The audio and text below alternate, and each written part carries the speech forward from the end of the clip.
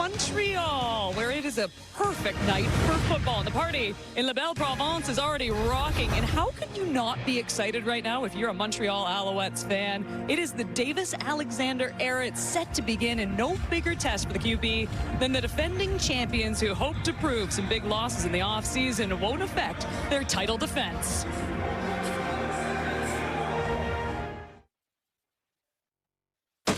Anytime's great for football, but I know when it feels just right. I'm gonna kick back, relax. Watching football on a Friday night. It's Friday! And we're gonna be hard to save. It's Friday! Coast to coast. The CFL is Canada's game. We're all kicked up to party! And we ready for a fight. Kick back, relax. Watching Friday night football. The boys are all back. Playing CFL football. The game is up for grabs. It's Friday night football tonight.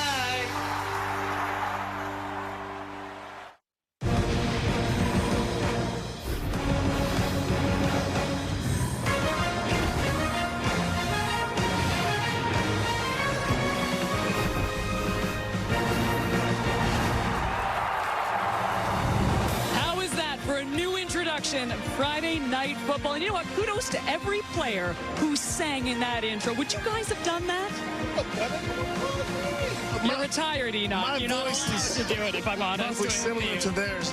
Not good, but nice job. I love that. All right, well, Cody Fajardo was able to help them to a Grey Cup. There really hasn't been a franchise quarterback since Anthony Calvillo in Montreal, but the Alouettes believe that they have found their guy, Davis-Alexander, 3-year contract back in November, ready to take the reins on the other side on the field tonight. It is the reigning Grey Cup MVP, Nick Arbuckle, will begin the season for the Argonauts while Chad Kelly continues to recover from the injury he suffered right here in Montreal last season. As we know, in this league, quarterback depth is absolutely everything, and being on the road is absolutely everything. And you know what? We've had so much sleep here on the panel that we are just primed and ready for a little Friday night football. Look how well rested these two gentlemen are beside me. I'm ready to go. I don't know about you, Kate. I am ready to go. We are ready. We've got at least 36 minutes of television in us right now, and we are pumped. But in all seriousness, I mean, Friday night football, it doesn't get any better, Enoch. It does not. It does not. Look around, smell the air. It's football time. That up in the hill of Montreal. It's a beautiful thing. All right, we'll get your take on this game in just a minute. But first, I love doing this, and I love being here on location because we get to see all our CFL family. We saw everyone last night in Regina. And, of course, the one and only Matthew Shinetti. Matthew, I wanted to come and do the walk and talk with you right now, but I know that you're so good at it. You deserve this right now, but it's fabulous to be with you and the rest of the family tonight. No doubt about it, Kate. And you guys did an awesome job last night with your tributes to Milt and his family. So I'm going to go ahead and jump on that. Love you, Milt. Love your family. This whole league is wrapping its arms around you, and the best way that we do that is we play football on Friday night. So let's go. So speaking of Chad Kelly, he is here just a little next to me, and he says he's ready to go, and he is in pads and throwing at Argos practice. But Ryan Dinwiddie is being a little cautious. It might be 2 or 3 weeks before we see Chad Kelly on the field for the Argos. But in terms of how the Argos start tonight, it's very similar to how they ended last season. It will be Nick Arbuckle tonight, but past isn't prologue for these Argos, because the message in 2025 is this: don't look back. They don't want to be complacent. They are very much in tune with getting another Grey Cup. It would be dynasty. We're flirting with that word this season. But the fact of the matter is they want to stay present, and they know what they're attacking in the Montreal Alouettes, because it was here in the East Final that Montreal, with their fantastic season, it ended for them, and Jason Moss isn't looking back himself. In fact, he's looking for 9s. 2 years ago, it was be great for 8, that 8th Grey Cup that they won in Hamilton in such a dramatic fashion. This year, they're looking for 9s, and this is the 9th time the Argos and the Alouettes under Jason Moss will face each other. And yes, Davis-Alexander is getting the start. But the fact of the matter is, right here and right now, these two teams are highly competitive. And I got another 9 for you. Just a few weeks ago, the Argos held a meeting. The coaches split the team up in groups of 9 to kind of get everyone's sense of their motivation and what is really driving them this season. And Wynn McMahon stood up in his group, and he said, yesterday doesn't matter. Yesterday, I was complacent. I haven't earned anything today. And Kate, my goodness, it feels like we got a fight on Friday night. Should be a great one, Matthew. By the way, no one better at a walk and talk than the one and only Matthew Shinetti. David, let's go. Numbers there, 8s and 9s you know and the 6 and fact 7 that he can just memorize all of, you know what, Matthew Shinetti got more than 3 hours of sleep. I know. He definitely slept all right. I know that. So Davis Sanchez, we now need to talk about your favorite new player in the CFL. It's got to be Davis Alexander 2.0. He's not your Davis number 1, he's Davis number 2. Sure. But I will say this, I think the greatest job in football is the backup quarterback. I mean, nobody really knows your potential. You pop in once in a while, make a great play. But now when you get the reins, you certainly have something to prove. Look, the Alouettes saw enough in Davis Alexander last season when he stepped in for Cody Fajardo that they think that he is the guy. The question is he ready? I think he's ready, yes, to answer her question. It takes a lot of stones for Danny Machocha and Jason Moss to move on from Cody Fajardo. Remember this Cody Fajardo, 2 years ago, he won the Grey Cup. Last year, they won the East. And you're making a move at quarterback? Like, we talk about the pressure and all eyes on in Vancouver and what's Nathan going to do, or Trey, him giving the reins. What about this guy? There's pressure on number 10. A lot of pressure, because you moved on from a guy that won you a Grey Cup, won the East for you, and you're going to move on from him. I think the move makes sense, because in today's CFL, I think they were just looking to get a little more playmaker. Like, Cody's a great executor, a little more playmaker from their guy, and that's why they moved to Davis. But dang, that takes a lot of stones and a lot of pressure on Davis Alexander to prove them right. You know, and so far, and I get it. I mean, preseason, you don't want to read a lot into that. Yeah, there were ups and downs, but what we saw last year looked great. And you know what? He's saying and doing all the right things. He was. I mean, and that's all you can look at. And on the flip side right now, he goes against a Toronto Argonaut defense that made a lot of headlines in the offseason. It's because of who they lost. I mean, you look at the D-line, it's completely decimated, but this isn't anything new. I mean, 2022, they did the same thing. They were able to revamp, then come back and win the Grey Cup. But at least they have a guy like Wynn McManus right there who they were able to lock down. But overall, this is going to look a lot different, Enoch. Absolutely. That's where it starts from. Wynn McManus and Cam Judge. These are two great linebackers. They had great careers thus far, and they're going to continue to play well. But as a linebacker, a former linebacker myself, I know how important that front is in front of you. I know how important it is for them to put pressure so that the linebackers can perform. You lost Flor Orimolade, and you lost a bunch of guys, Robbie Smith, Amos. Jake Serezna, Amos, that's in the back end. But how are they going to be able to put pressure on your guy, Davis Alexander, because he is coming out with a lot of confidence from last year? If they let him be comfortable in that pocket, it's going to be a long day for the Alouettes, for the Argos. If you question the pass rush and how they're going to get to the quarterback, that might put more pressure on this secondary, because they might need to blitz more. That's just a fact. When you look at this D-line, they're probably going to blitz more. By the way, as we said, they never replaced you, by the way, Enoch. After 2022, they could never replace the one and only Enoch Bawamba. All right, coming up after the break, we turn from offense to defense. Dustin Nielsen, Paul Lapolise. They break down the Owls D, who gave up the second fewest points last season. Accurate, he's tough, competitive. When given opportunities, it makes things happen. Davis Alexander airing it out. Touchdown. Welcome to the show, Davis Alexander. Davis Alexander keeps it. Touchdown.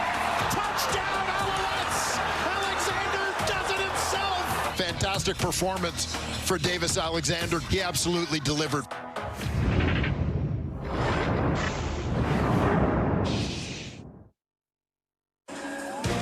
For Montreal, it all starts with this guy, Tyrese Beverette on defense. He led the CFL with 4 forced fumbles last season. He was also third in tackles with 111. With more on the Alouettes defense, here are the guys calling the game tonight. It is Dustin Nielsen and Paul Lapolise.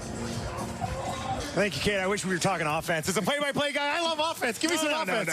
But look, I don't know if it's unfair to expect Sankey and Beverette to both have 100 tackles again this season, but that's what they did last year. And what are your expectations this year? Yeah, Tyrese Beverette's such a special football player. First of all, he doesn't get hurt. 18 games every year since he's been here. Spectacular. They call him a Swiss Army knife because he can do so many different things within this team. He can drop into coverage and go make plays on the football and catch the football in the air. He can rush the passer. He can be in a situation where he's in open field. He can make plays in space. This is a dynamic football player that has the opportunity to become a starter at will linebacker, after being a great special teams player in Hamilton. So he's been a spectacular player. But this defense, I'll tell you, They are the best in the CFL at preventing a few things. The least big plays in the Canadian Football League. And the league, as Dusty, is about big, explosive football plays, 30-plus plays. They gave up only 14 all season last year. That's a crazy number. They only gave up 17 passing touchdowns in a league that throws the ball so much. And the biggest thing, you saw a couple of those clips in the red zone. They are the best team in the red zone. Not a team as close to them. Only 40% scoring when the league averages 60% touchdowns from the 20-yard line and in. So those are things on defense that are great for what you like offense. And Davis Alexander. Great defense being played. I'll tell you what, Kate, I haven't seen defensive back play as good as this since 202009 when Davis Sanchez was field corner. Come on. Hey, Lapo, let's not get ridiculous around here. Honestly, I've been waiting for my first Sanchez jersey. I've seen 42 Enoch Mwamba jerseys, just like I saw last night as well. But Chessie, don't worry. I know they're coming late. I know they like to, have dinner first and then come into the stadium. Oh, they're sold out. Yes. They're sold out at the pro shop. The house that Sanchez built. Oh, all right. So Montreal allowed the fewest points in the East Division last season and the second fewest points overall in the league. And look, we concentrate so much on these offenses, but it's true. For Montreal, it does start and end with this defense, and it starts with Tyrese Beverette. It definitely does. It starts with Tyrese Beverette. He's the energizer bunny for this defense. He's the guy that gets things going. And when he starts it, everybody feeds off of him. You got Darnell Sankey as well, and it flows to the front. But they are doing a great job, Noel Thorpe, of coaching this defense and flowing really well. So when he gets going, this defense is absolutely dangerous. I know you guys love talking about it because we've got a couple of defenders on here, but we have to turn to someone who's more on the offense side of the ball. And guess what? We have a new team member. It's all about team right here on the CFL on TSN. And Luke Wilson, thrilled to have you joining us now for Friday Night Football. I know you're ready for the sidelines on each and every Friday. But I must say, Luke, you're stirring up a lot of controversy right now when it comes to social media. And I know you're ready for some hot takes, correct? No question. I always love a good troll online, get everybody fired up. But I'll be honest, Kate, being here, being an Ontario kid right now, being in Quebec, I know I'm supposed to be impartial, but I feel like I'm in enemy territory right now. I'm pretty fired up. It's just, it kind of runs deep if you played football in this country, Ontario, Quebec. It's Friday night. I wish I could suit up. Maybe if I was 5 years younger, a little faster and a lot stronger, I would be. But it's pretty electric down here in the field right now. I know the roots run deep, too, with your dad and your brother, but I think you still got it in you. So I think you should slap on some pads and see what happens. In all seriousness, Luke, what are you looking forward to the most, being part of this team and coming to these stadiums on Friday night and covering this league? For me, there's a lot of personal ties here. Western was a place that's very near and dear to me. My brothers played there. I'm coaching the London Junior Mustangs 18-year-old team right now. Just to grow the game in Canada, to see these guys playing like this, the Canadian content's going to be on stage tonight, and I think there's going to be a lot of big plays. So for me to be able to highlight that is something I'm looking forward to. You talked about strapping it up, Luke. What position would you play anyway? Where would you fit? There's no tight ends in the CFL, bud. You know what, Ches? For me, I'd take the motion. I was never a good first step quick guy. I'd be taking that nice waggle to the line, not worried about getting jammed. Maybe 10-yard out, basketball player, just paint the body. Big body slot, huh? There you go. Hey, look, you know what? I got a couple people that I know here, and they got some extra pads, so I'm down if you're down. But you're much younger than us, so we might go 2-on-1 with you if you're down. What do you think? No question. No question. We'll get it going. Contact as well. No question. Now, Luke, obviously a huge change from south of the border here. You just spoke about the waggle. I mean, what are you interested in the most when it comes to the CFL game and now covering this league? To me, Kate, it's got to be the field receiver and how it's utilized at this level. Because I think, and I think Ches can say this, smart DBs, it's such a wide field. You can almost bait quarterbacks into taking that risky throw. Now, the flip side is, if the quarterback catches you slipping, you're trying to bait him into something, and he burns you, it's a tutty. So to me, watching the Canadian game with the wide field, the biggest thing is how that field receiver / field corner play it, because it can be very boom or bust. Luke, you're in for a treat. I mean, we've been covering this league for years now, and I got to tell you, it is the most exciting game to watch live. Don't leave in the last 3 minutes, we'll tell you that. And final question for you, have you seen any Davis Sanchez jerseys? Are you kidding me? Pretty much every other person's wearing one. Your first broadcast in your already live. How much did you get paid, Luke? Welcome to the team. Welcome I got you, Chaz. Oh, my goodness. Oh, Montreal fans. Oh, they're excited. Is that a David? No, that's a 10. Oh. We're still looking. The cameras are still looking at this. You guys aren't very nice. You guys are mean. I might have been Alexander, though. They're mean. Love it.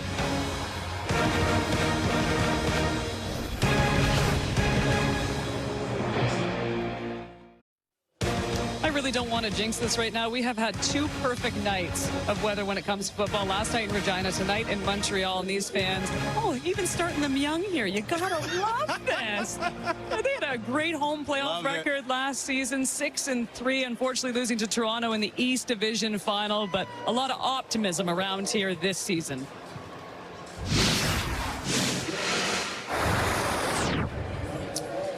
Here we go for another season of head-to-head, Enoch.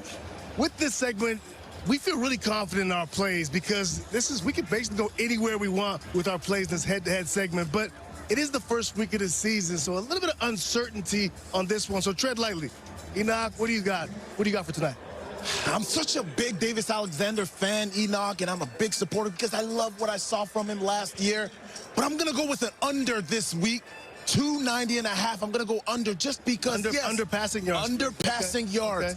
We have a small sample size for what he's done last year, and a lot of people talk about that, but also this is a whole new defense for the Toronto Argonauts, and I don't think that he's seen enough as well. There's a lot of departures that happen on the defense, and it could be seen as a negative, but right now it is a positive because he doesn't know what to expect himself, and so I'm looking to see how comfortable is he going to be, and I'm looking at Coach Iben, Coach Shivers, and how he's going to call the game. They're going to look to make him uncomfortable all night long, Davis. See, I didn't know. I know we were going head-to-head, but I didn't know the angle that you were going to go was that they hadn't seen enough of him, because for that reason, the fact that it's new defenders on the Argos, that's why I like the over. I think all these new pieces in that secondary and in this Argos defense, I like the over 290.5. Yeah, he struggled a bit in the preseason, but it's the dang preseason. Let's go. I got over 290.5 for Davis Alexander and Enoch. Who cares what he has? Let's go. David Sanchez, huge preseason guy over here. All right, let's take a look at the 2024 season series between the Argonauts and the Montreal Alouettes. The Argos getting the best of them in 2 of 3 in the regular season, and then it was the East final, of course, 30-28 Toronto. We'll see if Montreal can bounce back from that one tonight. Let's get over to Matthew Shinetti, who's standing by with Davis Alexander. How excited are you? I mean, you played, you're already, Davis. We know what you could do on the field. It's the reason why you have this job, but what are the emotions tonight? Man, it's a true blessing. I can't wait to play in front of these fans. You know, we got the best fan base in the league, and I'm excited to put on a show. There's a lot of changes on their defense. Do you look at certain parts, whether it's up front or in the secondary, to attack to see what they got? Yeah, it's going to be interesting. You know, it's hard to go off preseason film and all that. You know, we're going to stick to our game plan and not try and do too much, and see what we can take advantage of during the game. Thanks for this. Enjoy tonight. Yes, sir. Appreciate you. You got to like the demeanor of Davis Alexander tonight. Back to the other Davis now. And look, we've talked about the quarterbacks enough. We talked about the defense, the stars. Who should we be watching for tonight that we haven't mentioned on this panel yet, Ches? Yeah, it's Tyson Philpott. Obviously come back from the injury. He's the guy that kind of could do it all for this team. And you heard Jason Moss earlier talking about his quarterback, and he said he's accurate and he's tough. Does that remind you of anybody? Yeah, well, it reminds me of Cody Fajardo, the same thing. But they've had a real relationship. I saw Davis Alexander, whoever's with Philpott, they seem to have a relationship. But I really think that this would be a guy that Davis Alexander leans on. When I've talked to guys about Jalen Philpott, he's a guy, Tyson Philpott, he's a guy that they can lean on. He's a guy that runs a great route runner. He's very sudden with his movements, which I think is helpful for a quarterback. He's a gamer to go across the middle of the field. I think that Tyson Philpott, and the fact that he's back, I like his touchdown. I like him to score a touchdown tonight. I think because he's come back off the injury, they want to get him back, get him involved. He'll be a key tonight. I want to go on the other side of the ball, Davis. I'm going to talk about a guy that we haven't talked enough about, so much so that we didn't even know how to say his name properly. Deontay McMahon, or I call him D-Money. That was my former running back. And one thing that I do know about him is that he has a burst. He has acceleration. He's got speed. And that's why Ryan Dinwiddie loves this kid. And when he touches the ball, he is always in the position that he can score. And so if he gets a crease, he can make you pay. This kid is going to be a problem, and we talk about cash and carry, how they lost him. When he comes on the field, everybody's got to be aware because he can always make it to the line. Yeah, were you shocked with the cash and carry, getting rid of him? Because this is a scat back, right? Absolutely. Yeah, so talking to guys before the game out there about Mac Mahone, they said the matchup with him and middle linebackers, if you take him out of the box, so watch tonight, motion Mac Mahone out of the box, get him lined up against the linebacker. Also, either you get that matchup and you attack it in the passing game, or you've now taken the middle linebacker out of the middle of the field. So that they felt like that was a key to getting Mac Mahone on the field. It gave them some stuff, some flexibility offensively with moving people around and making them adjust. Every year, there's always these surprise cuts that you find out about at the end of training camp. And this year, obviously, it was cash and carry. But one of the reasons why they were so confident is, one, they know what Deontay McMahon can do, but also they have another guy. And you talk about the change of speed and the change of running back style in Mayan Williams, who can do some things. I was standing next to him. He's a big boy, He's Ken. huge. He's a big boy. So when he steps on the field, he's going to change up the pace a little bit, and defenders are not going to want to tackle him as much. But even the way Mac Mahon was cutting in practice, I mean, my goodness, I didn't get it, too. It's a preseason, you know, they're warm-ups at this point. But you're right. To have those two backs, and you know what? Kadeem Cash and Carey, still one of the best running backs in the league, but it's an unfortunate position. And Dave Naylor was correct on our previous show. Evidently, he's not. He's not in the league. Well, he's going to get a shot. Well, he made the top. He's in our top 50. So that's what I'm saying at this point. But it's unfortunate with the position, and you get into the 30s, and all of a sudden he's, you know, younger guys. AJ will let one down, so there's opportunities out there as well. So, anyways, it'll be fascinating to see how the running backs do. A lot of pressure on them. Let's go back to Matthew Shinetti, who's standing by with Nick Arbuckle. Nick, I was just talking about it, that the mantra of this team this year is don't look back. So knowing that purpose, how do you approach tonight's game, knowing that you guys are now the hunted as the Grey Cup champions? Just trying to do our job. Every play, knowing, you know, it doesn't take anything special to accomplish something special, and that's just winning a football game. Just do our job, trust the guy next to us, and everything will take care of itself. This is an aggressive defense. You know they're going to come after you early. Do you and Ryan, when scripting those first 15 plays, just talk about like managing the game a little bit, kind of managing their aggression, and then maybe using it against them? I mean, we always talk about just understanding the situation of the game, what the defense is trying to do, and not trying to do too much, and managing the situations as they come. Whether that be the first 15 or the last 15, you know, all comes down to the same thing. That's making good decisions with the football and taking advantage of plays when they come. Thanks, Nick. Appreciate you. Just a perfect night for football here in Montreal. And you know what, Alouette fans hoping that things don't go well for Nick Arbuckle tonight. We've got kickoff from Percival Molson Stadium on TSN right after this. Yeah. 'Cause we on the up. Team going up. We run it up. We on the up. Yeah. We on the up. Yeah. Hey. We on the up. Team going up. We run it up. Team going up. We on the up. We on the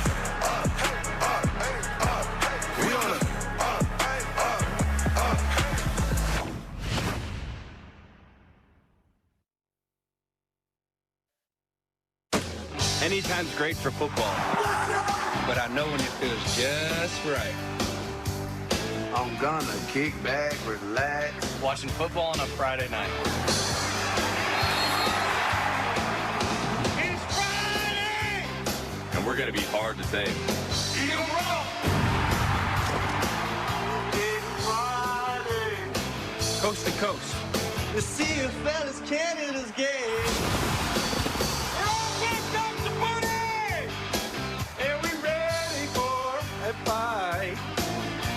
Kick back, relax. Watching Friday night football. The boys are all back. Playing CFL football. The game is up for grabs. It's Friday night football tonight.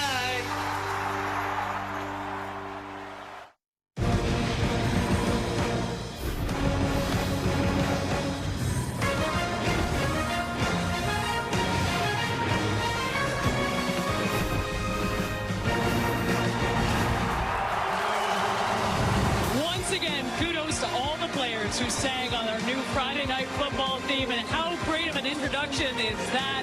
We are live in beautiful Montreal, where Davis Alexander's era is set to begin. No bigger test for the QB than the defending champions, who hope to prove some big losses in the offseason won't affect their title defense. The birdcage officially open here at Percival Molson Stadium. The Alouettes onto the field. This is a packed house, by the way.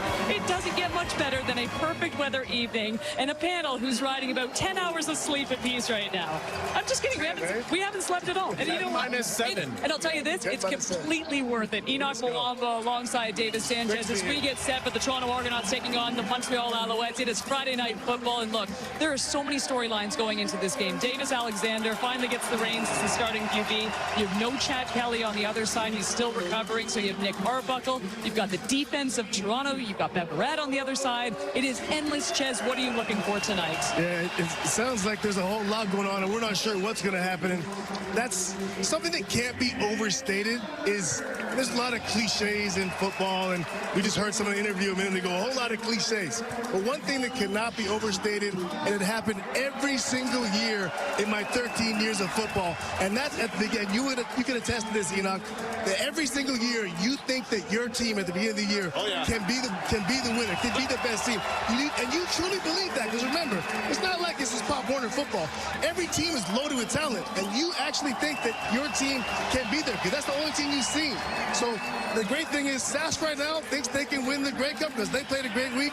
Now there's a bunch of other teams going to find out about the rest of this weekend and see how they rise for the rest of the season. Well, kid, I'm a little bit unusual when it comes to watching football, because I always watch it from a defensive perspective. And what better game to watch than these two teams who have been defensive-led the last couple of years. Both of them have gone to the Grey Cup and won as well. This is what I'm going to be looking forward to seeing. Which team is going to elevate their game, specifically on defense, because we know both teams got weapons on the other side of the ball. We know Chad Kelly isn't there, but Deontay McMahon, we talked about him already. He's going to do his best in person. Did you know he was a magician? Yes. All I know is that he changed the pronunciation of his name. Then you don't. That's what he does. With his speed, he is trying to be a magician. He's going to try his best By the way, if you change the pronunciation of your name, we're just going to give you a nickname. What do we call him? D-Money? D-Money. Oh, that's so that's what happens. If you're going to change it halfway through, then we're going to take there. Anyways, I know we joked a lot, but it is lovely being here with the both of you as well, too. I know two guys who played here, so this must be a special night. And yes, Ches, I actually see a Davis Sanchez jersey. And what better way to kick off Friday Night Football than our incredible national anthem?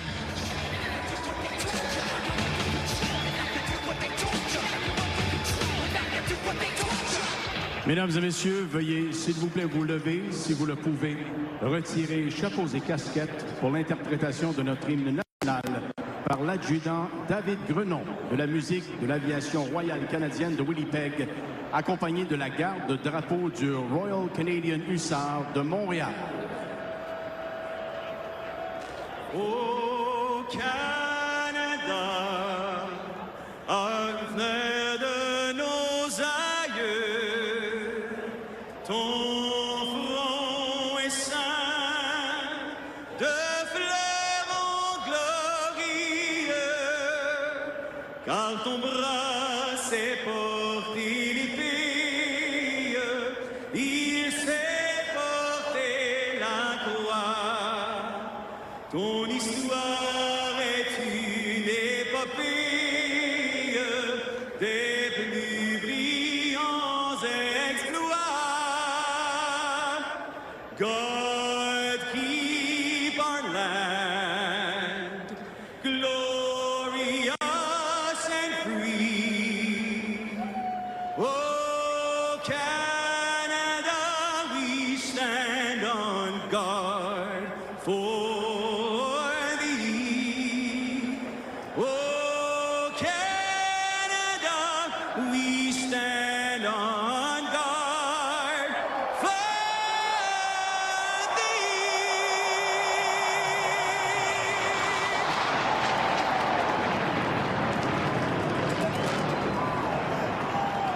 What a way to kick off Friday Night Football on TSN. We've got the Alouettes, the Argonauts with Dustin Nielsen and Paul LaPolice coming up right after this. Well, it may be a fresh feel for Friday Night Football, but two familiar foes are ready to battle. With Montreal set to kick off the season at home against Toronto, we get the 2023 Grey Cup champions in the Alouettes going up against the 2024 Grey Cup champions, and it's the Grey Cup MVP who gets the start in Week 1. Yeah, Nick Arbuckle, the interesting thing talking to him this week, I said, you know, a year ago you were trying to make a football team. This year, you come in and see Grey Cup MVP. What did that afford you? He said, I could take a lot more shots downfield in practice and not get worried, Dustin. So he was really excited about trying to build and help this team in any way. Davis Alexander, his fifth start. He is 5-0 as a starter. He's actually 4 wins as a starter, and he replaced Caleb Evans in a game last season and led them to a huge victory. Jason Moss has opened the whole playbook for this football player, Davis Alexander. Should be exciting to watch. Jason Moss, 23-12-1 as a head coach with Montreal. And, of course, as we mentioned, champions in 2023. Dinwiddie on the other side, a winning percentage of .676 as a head coach of the Toronto Argos. A very memorable game the last time these two teams met. It was the East Final last year. Another flyover on a Friday night to get us started in one of the best rivalries over the last few years in the Canadian Football League. To do it, thank you very much for joining us here. Last night's game was absolutely terrific, and I'm sure we've got another one in store for you here tonight, as that is hammered away by Maltos and will be taken by Calvin Turner Jr. with Janarian Grant unable to go. He'll handle return duties, takes it back to the 30, back to the 35, found a bit of space, and eventually gang tackled at the 40, a 31-yard return. You know, with Nick Arbuckle, the biggest thing for him, talking to him this week, he talked about, I just got to make sure I do what I need to do to help my teammates. I don't have to push the ball downfield. I know we have a really good defense. We have to make sure we can move the ball, keep ourselves in a position where we can easily move the chains as he's going. You get Various Daniels, really good receiver for him. A lot of weapons for him. He's excited to make plays this game. Confidence at an all-time high for Arbuckle. Starts it here just outside his 40. And Sankey moved up, saw something that would draw the flags. And 4 of them on the field. Yeah, I don't think they had enough players on the field, so they drew the penalty originally to make sure they could get another defensive substitution. So as a coach, how are you dealing with that? First defensive player of the year, Lapo. It happened last night, too. Right. The Red Blacks game last night, there was a penalty in the first play. Illegal procedure, procedure illégale. Toronto number 58. Toronto 58, 5-yard penalty. We'll call procedure here. And it looked like Byron Vaughn's, the new rookie football player, was late to get out on the football field. So I'm sure he'll hear from Noel Thorpe on that, but that's situational football. They take the penalty, get their defensive lineman, get everybody up on the field. 1st and 15 here for the Argos on the road. Beautiful night in Montreal. Arbuckle looks to his right, throws in that direction, and it's Coatsy. Gets back to 5 yards, lost on the penalty. Let's take a look at this Argos offense for 2025. Ryan Hunter, 24 most outstanding offensive lineman in the CFL, bumped out to tackle, and he might be playing at tackle for a while. DeMonte Coatsy, 1st in the CFL with a 20-yard average. This is the big play receiver for the Argos. 92 targets last year for Coatsy. They go back to him again, covered well by Lorenzo Burns, and that'll bring up 3rd down for the visitors. Yeah, a couple of back-to-back throws to Coatsy. This was the guy that you talked to Ryan Dinwiddie. Hey, we want a guy that the quarterbacks can just throw it up and trust that a big player can make plays on the football. Had a tremendous year, one of their great re-signings in the offseason. Wasn't sure whether he could have traveled down south, but they were excited to get him back in the building. 860 yards in 17 games last year for Coatsy. Letcher takes it just inside his own 15, near sideline, puts on the brake, flag thrown on the play, and he takes it back to about the 20-yard line, 2nd in the league in returning overall last year behind Janarian Grant. There is a look at Mr. 4-0, Davis Alexander. Return. Bloc illégal, illegal block. Montreal 87, Montreal 87. So Davis is going to... Half the distance, 1st down. Going to start up, backed up inside his 8-yard line to start the season for him.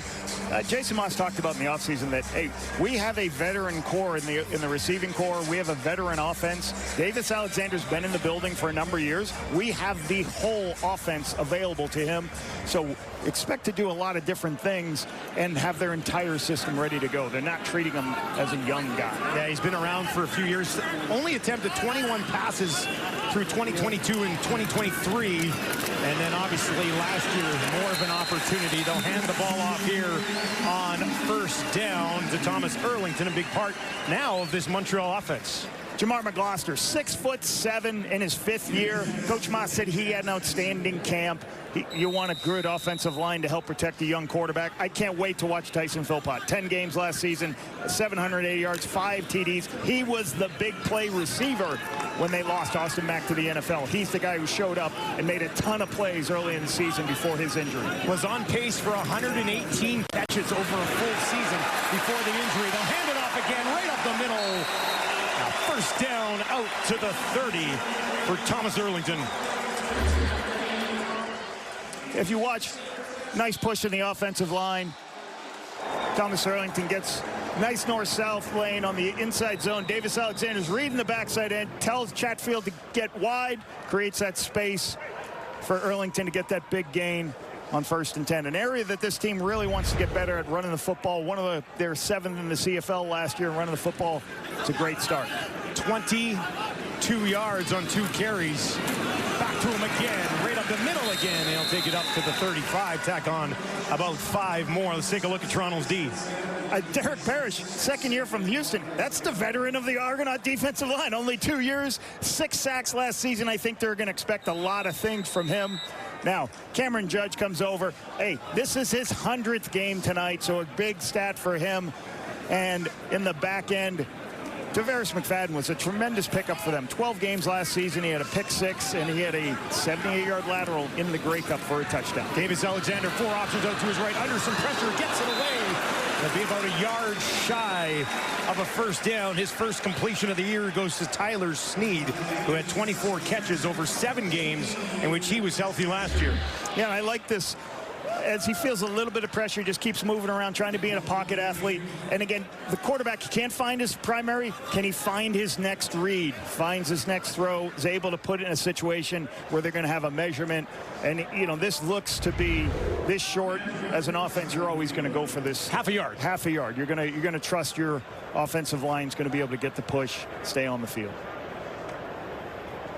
And about even less than half a yard. So this offense will not be going anywhere. Jason Moss will send in the call.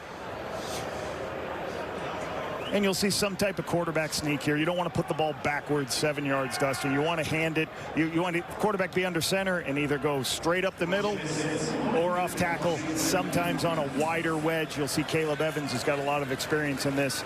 But you're going to try to get as low as you can, get underneath, follow your offensive line. Evans, 26-year-old, 3rd year with the Alouettes. Slides up under center, pushing ahead, needing just inches, flags on the play. He has the yardage for the first down.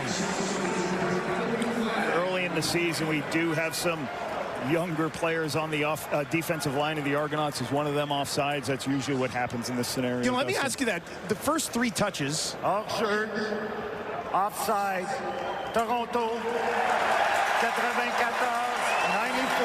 5-yard penalty, first down. It's Chatfield.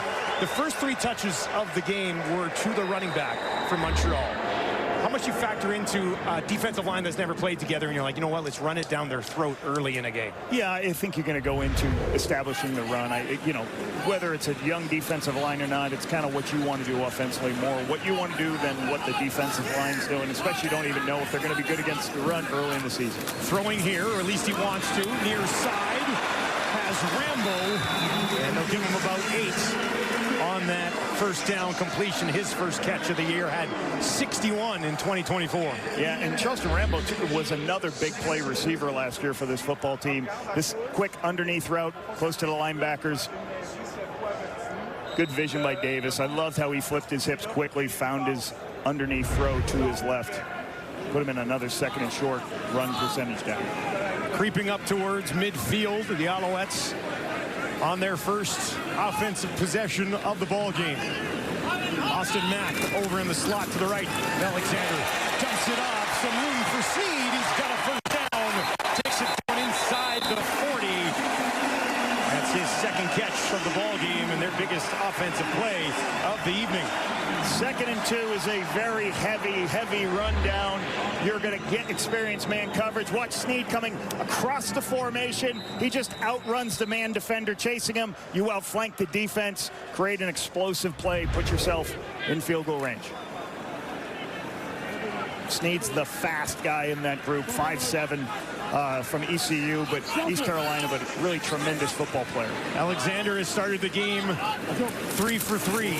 Back into the belly of his running back, Sean Thomas Erlington. This time, tackle is made after a pickup of just a couple. Mr. Wynton McManus in on the tackle, making himself known to start the season, the outstanding linebacker for the Argonauts.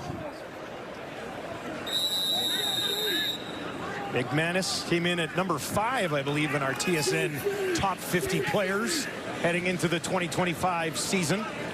I heard there's a rumor you were 51, Dustin. Is that true? Definitely not. I don't think I would have made 5,100. Here's Alexander again. Gets it away. And another first down as they march on. Austin Mack hops back up, but it's blown down. And that's his first touch of the evening. Right here, you're going to see a soft spot in the defense. Okay, you're just spreading the defense out. There's zone coverage. The corner expands. I throw inside where there's space. Good read by Davis Alexander. Seeing the pictures. It's all about seeing pictures for a quarterback, making sure, you know, your eyes are right and seeing where the throws are. Austin Mack just in zone coverage, sits down. Nice, easy first down. 1st and 10 from the Toronto 26. Alexander gets it away. End zone shot. Philpott lays out. No. Almost had it. Alexander knows he had him in behind the defense. Post from the wide side of the field with a little bit of play action. He's taking the one-on-one on the outside. He's got no safety help. Just, he had to make a little bit of a move. You're going to see right here. A little bit of move. Throw off his angle a little bit. Just miss that timing a little bit for between Philpott and Davis. Again, Philpott was spectacular last season. I expect this to happen more and more as these guys get more comfortable playing together. This place would have erupted. Philpott had 5 touchdowns in 9 games last year. Alexander under pressure trying to escape, and he's taken down right in his face. Nowhere to go. Anthony Lanier gets his first sack of the season. Anthony Lanier coming over from Saskatchewan. If you watch him, he gets good push. And what you're trying to do, right, you're trying to create a dent in the pocket so he can get through. As Davis starts to scramble because he doesn't trust what's happening, Lanier bench presses his guard off and is able to make the play. Really good play by the veteran football player brought over this season. I heard talking to the coaches for the Argos, they've really enjoyed him. He's been a pleasure in training camp and can give them a big player in the middle of the field. 38-yarder for Maltos straight away, and that one is wide left. He missed it, and it's going to fly through the end zone. Maltos 91.7% last year on field goals. Blows that opportunity left. Arbuckle, what a performance. One we'll never forget in last year's Grey Cup. He'll have the ball when we return.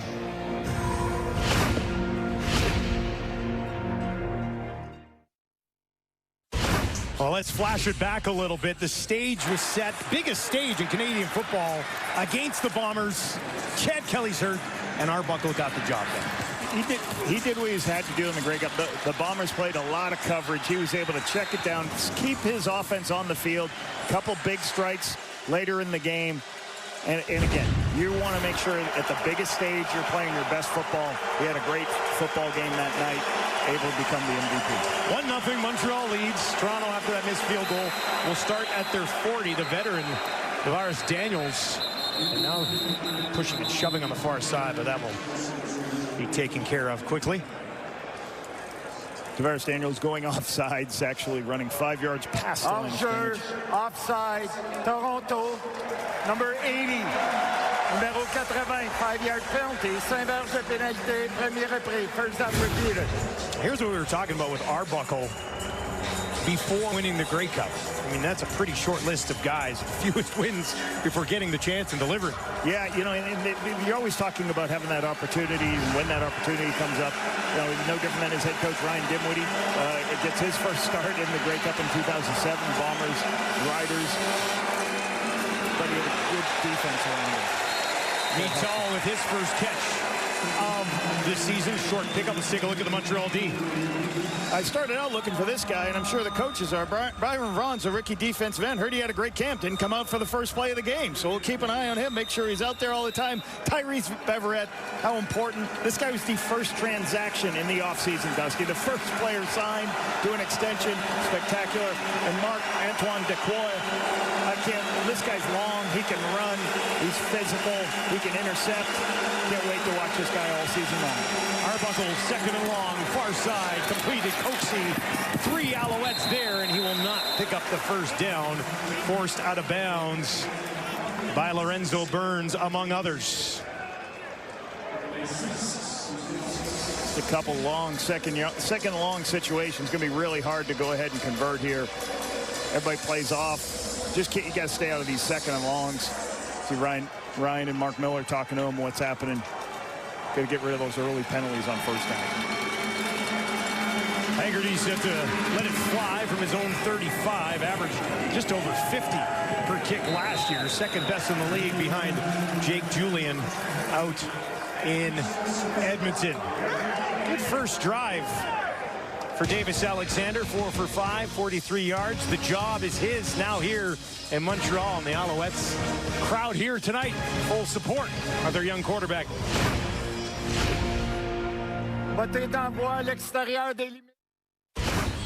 Lots of talk. Last season, 4-0, very impressive, and they make the decision to turn the keys over to Davis Alexander. What's his long-term potential look like, Lavel? Well, I think a couple things made that decision easier for, Jason Moss and Danny Machocha. Is one, he was in the building for a couple of years, so you already knew his work ethic, how he's going to prepare, and then he does get that opportunity. He gets 4 starts. He goes 4-0 in those starts, and he comes off the bench in one of them to get their 5th win. So they had a lot of good data points so they could make that decision, I think. No surprises. No surprise. And then certainly sometimes, you also like the fact that you can get him at 28. It's a good age for him. He's going to be in a reasonable contract situation. But everything about him from Jason Moss is he's what Jason Moss wants. A competitive guy who works his tail off, that the players want to play hard for. Jason said when he wasn't the starter, he was preparing like the starter every day. He loved his competitiveness, and that no plays were too big for him when he had his opportunity. Needs 8 yards here for a first down. 3 options out to his left, 2 to his right. Zips it in there, didn't he? And that'll be a first down as he goes back to Tyler Sneed, team leading 3rd catch of the ball game. This is what you do when you get some good yardage. You go up first down, you have one guy clear out, and you have a second guy come inside. This is an easy timing throw. Get the ball out of your hands on rhythm. When you get positive yards on 1st and 10, very easy to make these throws.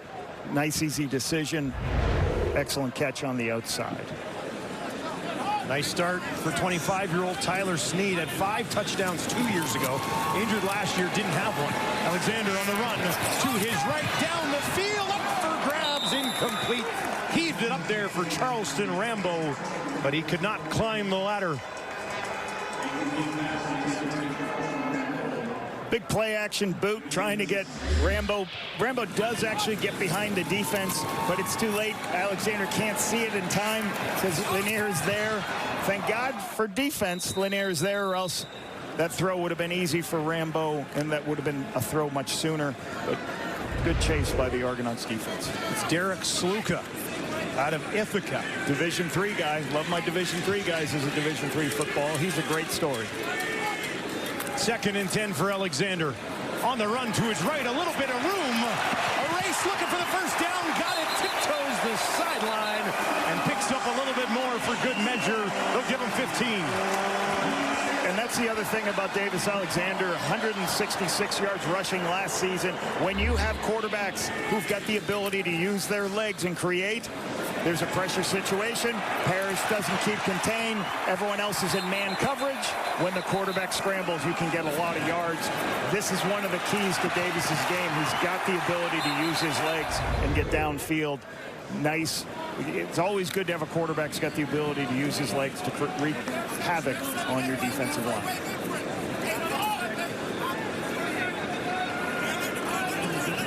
Montreal's offense last year, 9th in the league in yards gained. Now they'll hand it off. This is Tice. That's a hard run. Finds a little bit of space and eventually pushed out of bounds. They could not bring him down. That's his first regular season touch in the Canadian Football League. That'll be a first down. Travis Tice was spectacular in training camp, was spectacular in his preseason games, and he just looks like a player who is saying, I am going to be here, and I'm going to stay here on your roster. And one of the things Dusty, I used to talk to the players about is coaches don't declare rosters. Players do. And that player right there, Travis Tice just said, I have to be in your building because of my play. Every time you watch him, he's running people over, he's getting extra yards, he's giving effort plays. So you can see why the Montreal Alouettes kept him and said, we want this player in our long-term plans. 40 career touchdowns at South Dakota. Now part of the Alouettes. 1st and 10 from the 31.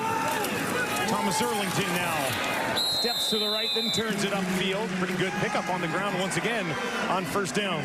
You can see Montreal here trying to make sure they establish the run, get some talented running backs, try to help Davis. Put them in manageable situations. Now you're in a 2nd and 6 here, really manageable down and distance situation in field goal range. Over 100 yards of offense already in the game for the Alouettes. Just 1 point to show for it.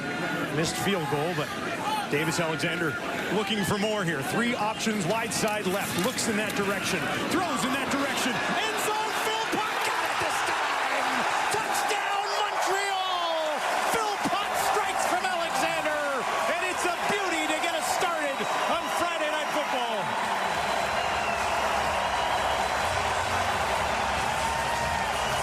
One-on-one matchups on the outside. Tyson Philpott usually plays the widest side of the field. It's a one-on-one matchup. There's a pressure by the Argonauts.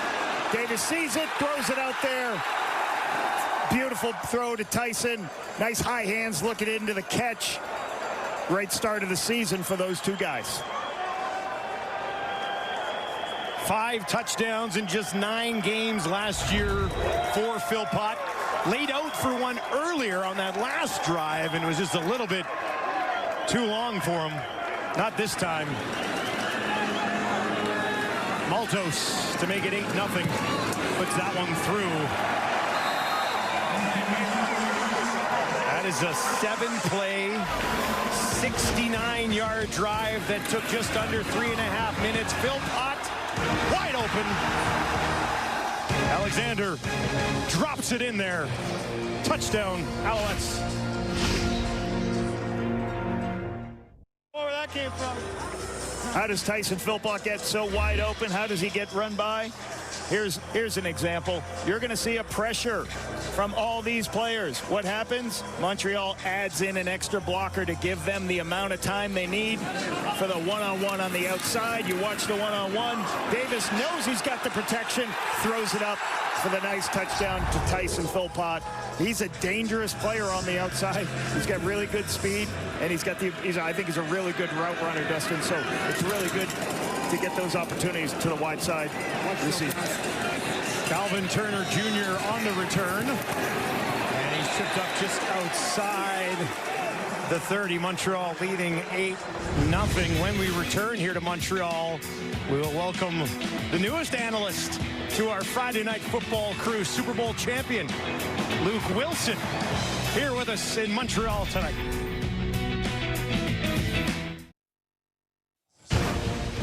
Welcome back to Friday Night Football. You would know Luke Wilson from his time in the NFL, Super Bowl champion with the Seahawks. You would know him from Overdrive on TSN. You would know him from Jay Onright Show. But do you know he was a 5th-round pick, 32nd overall by the Argos back in 2012. He's standing by with Shinetti. Yeah, Scott Milanovic told me that this guy, he tried to go ahead and make sure this guy was in the CFL. He had other things going on. maybe a Super Bowl championship fit in there in that NFL career there, Luke. Welcome to the CFL, my friend. It was exciting. I do remember draft day in the CFL. You know, at that point, I was still in school, so there was a little, you know, could I go back to Rice? But it's fun here and being on the sideline and having the Argos in it because the team that drafted me.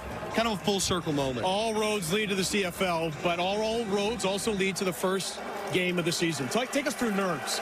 Obviously, you take a look at Davis Alexander, his first start, but we've all seen a little hiccups, especially coming from the Argos, a bit from the Alouettes. Take us through what a first game process can be for a player. You know, Shooter, what happens is you're in training camp and you start to you get bogged down by you're playing the same guys every single day and you understand their tendencies. And it's almost like being a caged animal at times because you just want to get out here and you want the real bullets to fly.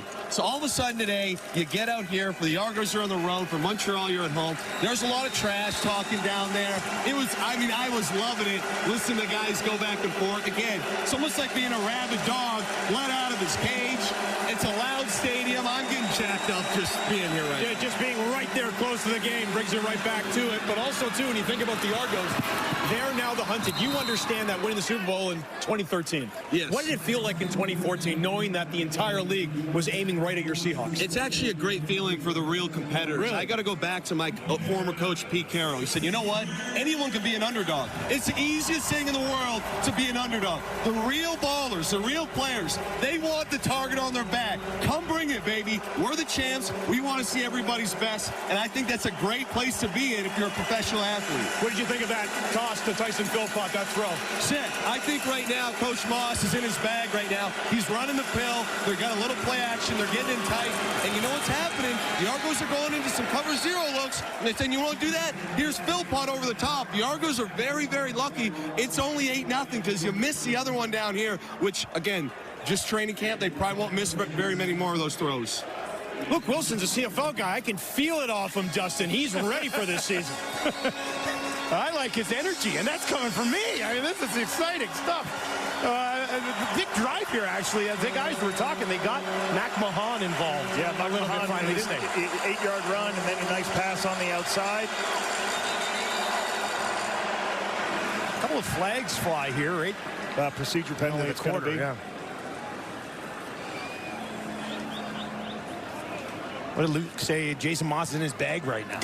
Feeling pretty good about the way. Well, 100 yards of offense for a team that averaged only about 320, 330 last season. I think you have to be pretty happy with it. What's harder to get going early in the season, Lap? Was it the offense or the defense? Well, I never try to say, well, I think you have enough practice to get everything going. Procedure illégale. Toronto, number 62. Numéro 62. 5-yard penalty. 5 verges de pénalité. Deuxième. Ryan Hunter. You know, you can't allow your players to say, hey, we're going to execute better week 6 than week 1. So you want to come out and execute right away. But interesting thing for the Argos on this drive, what did they start out with? A couple of tempo plays. So what does that mean? They ran up to the line of scrimmage. They didn't huddle, trying to maybe minimize how much they're doing to try to get their guys playing a little bit better rhythm. 2nd and 13. Final play of the quarter. Down the field. Arbuckle with his biggest completion of the game. First catch of the game for Dejan Brissett. And Toronto finally getting something going offensively here on the first Friday night football broadcast of the season. Heavyweight tilt between these two clubs, and it's the Alouettes strike first. They lead 8-0 through 15 minutes. Welcome back to Friday Night Football. Montreal Alouettes leading the Argos 8-0 and really controlling the football for a good chunk of that opening quarter, I thought. Yeah, 17 plays they've run offensively. The big thing, they're 6 of 8 on second down, Dustin. Setting down conversion, so they're staying on the field. And this is what this football team does. They do a lot of things where short plays, short completions, and they're going to get the run game going, but then they're going to take a shot. When they get one of those extra first downs, they get some opportunities. They missed one to Tyson, but then they hit him into the blitz, and we're able to capitalize, protect, and then throw the deep. What about Montreal's defense on the other side of this? They haven't allowed anything yet in this game. Yeah, you know, and I think the Argos kind of hurt themselves with a couple of penalties early on themselves to put them in long yardage situations, and that's just going to play into the defense. The defense is going to drop everybody out, but it's fun to watch up here. You see this defense from Montreal players playing at all different spots. Dequoy is down low. Beverette's high. You get all different types of spots for this defensive unit, and that's what they like to do. They like to play guys in all different spots. Back to McMahon, his third carry of the ball game. And Nick Arbuckle, you know, right before break, threw a nice pass down the middle of the field to Dijon Brissett, converting that 2nd and long. Arbuckle has started the game 5 for 6, 49 yards. Pressure right up the middle, trying to escape. He will not. Darnell Sankey, first of the year, had just won all of last year. He's got one here tonight. Sankey coming up on the inside. See him right here. We'll see what happens from a protection standpoint. Okay, a little twist, and this is what's hard for offensive linemen is when you call these twists, where one guy goes in one direction and the linebacker's waiting and he just spins around the defensive lineman to be able to get to there. You want those linebackers who've got great speed, be able to spin.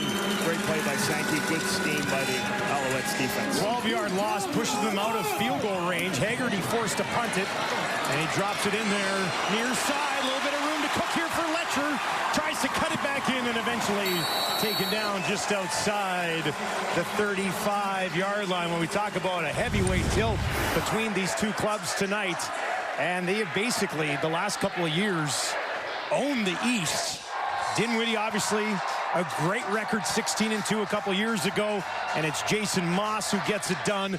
And then the reverse last year, 12 wins in the season for Montreal, and it's the Argos. You gotta love this rivalry, don't you? Yeah, they've done a really good job. But, you know, both coaches done a really good job establishing the culture they want, and certainly they've been blessed. I really like the move, you know, like certainly getting Cody Fajardo in the building, somebody Jason Moss had familiarity with, and basically the Argos saying, hey, Chad Kelly's going to be our quarterback, and they made those decisions, and those decisions paid off well for them.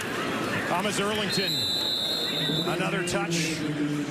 Derek Parrish was probably first on him, making the tackle.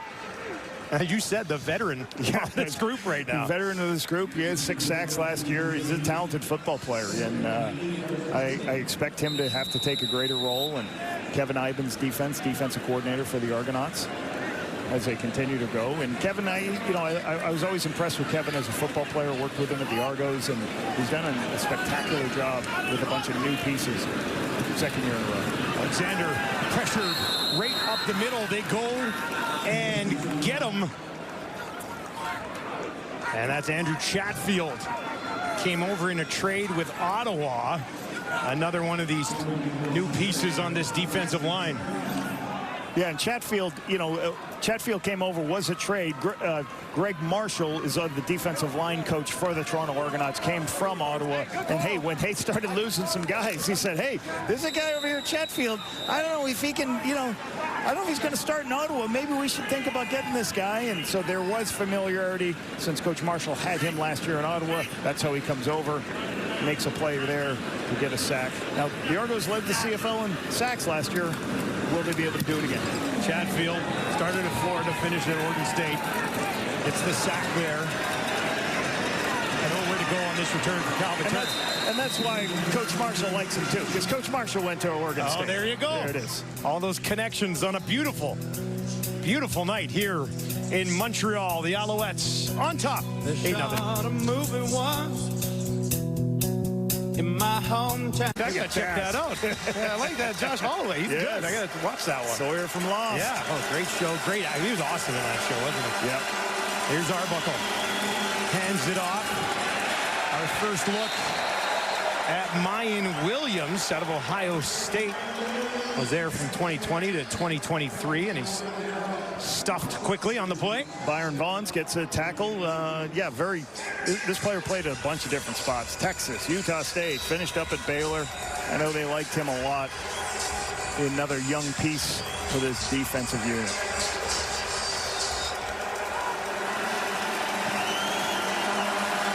Another 2nd and long for the Argos. Dusty, this is their 2nd and extra. This is the 3rd time they've been in this situation. Arbuckle, late flag, far side, has the first down, but is this one coming back? might be Montreal offsides over to this. There's a big pressure over on the left-hand side, whether some of the Montreal guys were offsides. We'll see. Looks like it's against Toronto.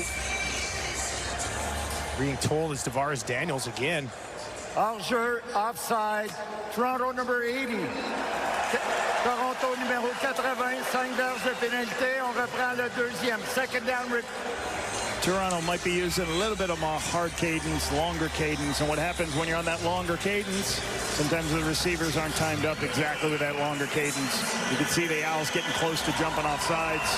Daniels ends up being a little bit before the snap, puts him in second and extra. This is what the Argos can't. They've been doing this all game, being in second and extra. They got to find 16 yards. Arbuckle gets it away, far side. Coxie, can he get there? He does. Struck down from behind, hangs on to the ball, was tackled by Canton Arcou, but a big play from Arbuckle to find his alpha receiver.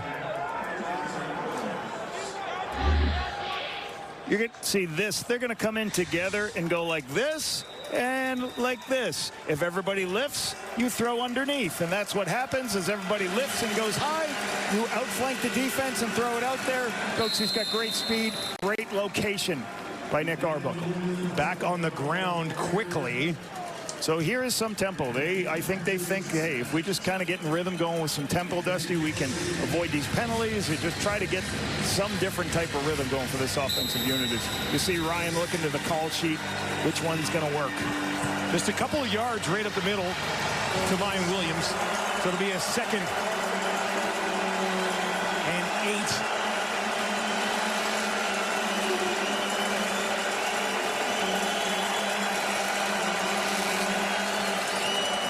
Arbuckle to the right, down the field. There's a flag thrown. You saw it as Coxie tried to sneak in behind the defense, working on Lorenzo Burns. Sur un receveur, illegal contact and receiver. Montreal, number 20, numéro 20, 10-yard penalty. First down. Up here, you're going to see this penalty. So you see a blitz look by the Montreal Alouettes, and then they bail out of it. And as there's a double move up to the outside as the quarterback starts to scramble, Burns impedes, creates the opportunity. So you got a good chess match right now. You're seeing blitz pictures, seeing the Argonauts do multiple cadences to try to see what Montreal is showing to them. But a pretty good drive started here.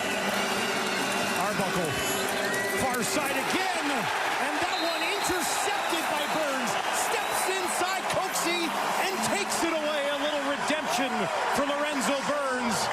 After taking the penalty, that's his first Canadian Football League interception. Arbuckle lays it out there.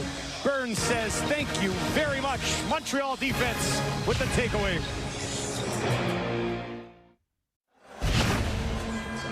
Montreal defense coming up big here on Friday Night Football. 5 games played last year for Lorenzo Burns.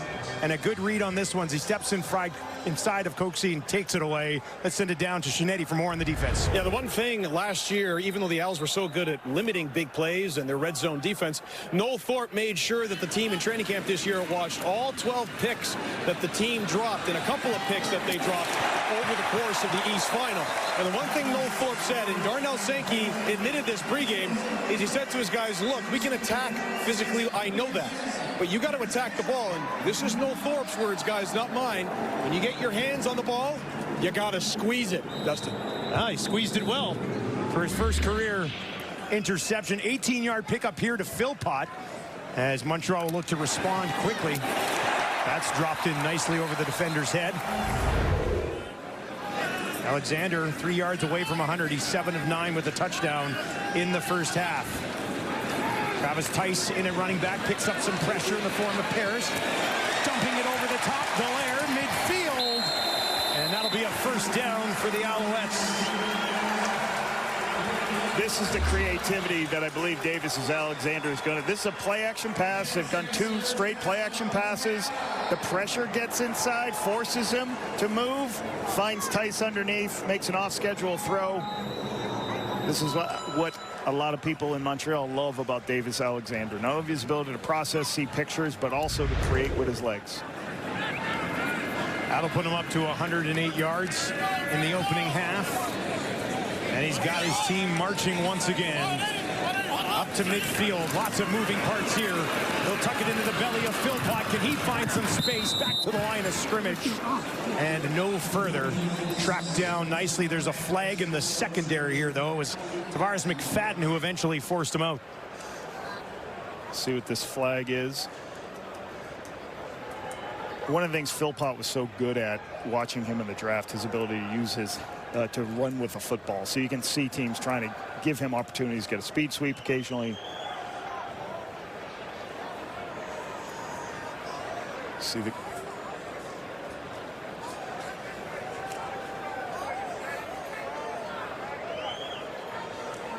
bloc illégal dans l'angle mort, blindside block, Montréal numéro 14, Montreal number 14, 15-yard penalty.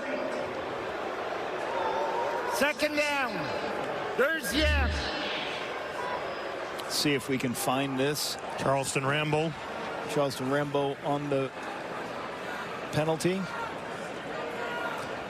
Yep, so he cannot deliver a blow with force, and he delivers a big blow up at the top of the screen. You know, you've got to make sure, like I always use the term to players, like, hey, if you're going to go ahead and block somebody and face him up here, you got to crack him kindly. You can't hit him with any type of force. That's too much of a force. That's going to be called every time. So that puts them in a big hole here. 2nd and 26. What can they dial up this time? Alexander under pressure, escapes on the run to his right, still can't find anything. Opens it up himself, trying to turn it upfield, eventually tracked down from behind. A roar from the crowd, but it will be 3rd down. But there he is again, showing what he can do with his feet. Well, it was 2nd and 26. We were thinking there possibly could have been a dribble kick, right? But yeah, that's right. Kind of don't have the player to do dribble kicks anymore. He's traded away, gone to other places. So, yeah, the one thing Davis did say is the coaches have talked to him a little bit about, like, hey, listen, they want me to be aggressive. They want me to go downfield, but I also protect myself, make sure I don't take any hits I don't need to.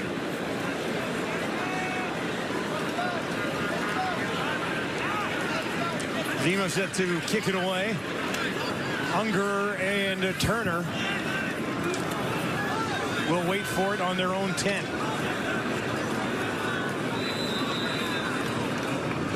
We've got a time Montreal, Montreal number 36, 5-yard penalty. It remains 3rd down. 5 vert. Geoffrey Canton-Arcou comes running out late, so another time count penalty because they don't have enough players on the field, so they take the penalty, get enough players on the football field. So Byron Archibald, special teams coordinator, is not going to be happy with some of these guys. Lima from his 35 hangs it up there. Turner takes it inside his 10. A stumble, though. Those are big shoes to fill with Janarian Grant, the guy you're replacing after a 56-yard kick here at Percival Molson Stadium. Excellent crowd on a Friday night. Week 1, of course, in the Canadian Football League continues tomorrow as well. Excellent game last night.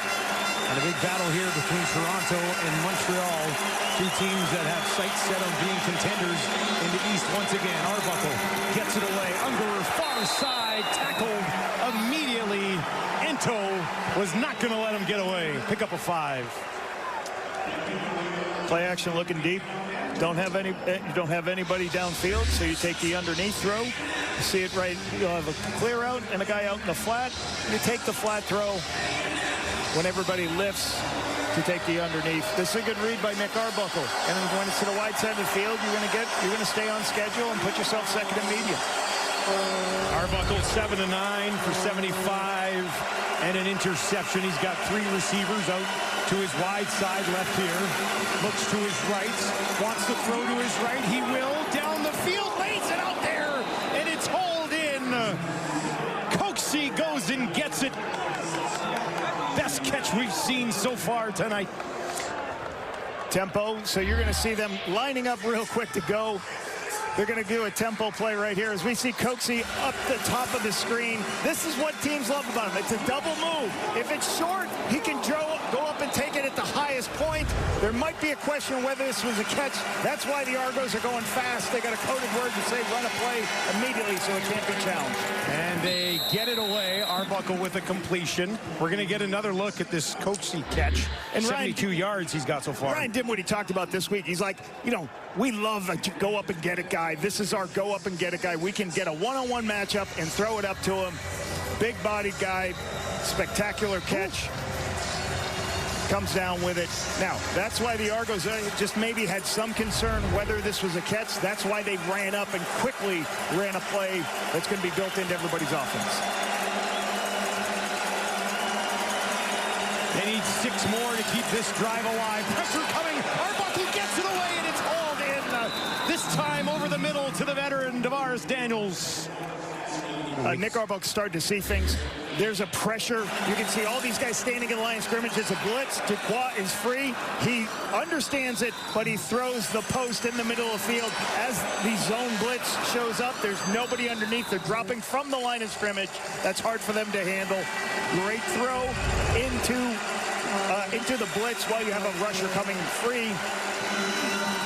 20-yard pickup to Daniels, looking for Ungerer, and that one this time falls incomplete, and it'll be 2nd and 10 from the Montreal 38 for the Argos. You know, and last time they were down here, Dusty, you said they took a loss to take themselves out of field goal. They were taken out of field goal range, so now you're sitting here, and now you're at about a 46-yard field goal. So you're like, okay, let's make sure we do something that either helps us get a little bit shorter field goal or at least doesn't lose any yardage. Mayan Williams in it, running back to the left of Arbuckle. Alouettes bring some heat. Arbuckle gets it away, drops in no man's land, and that'll bring up 3rd down as we hit just under 3 minutes here on Friday Night Football. Toronto looking to put points on the board on the road in Montreal.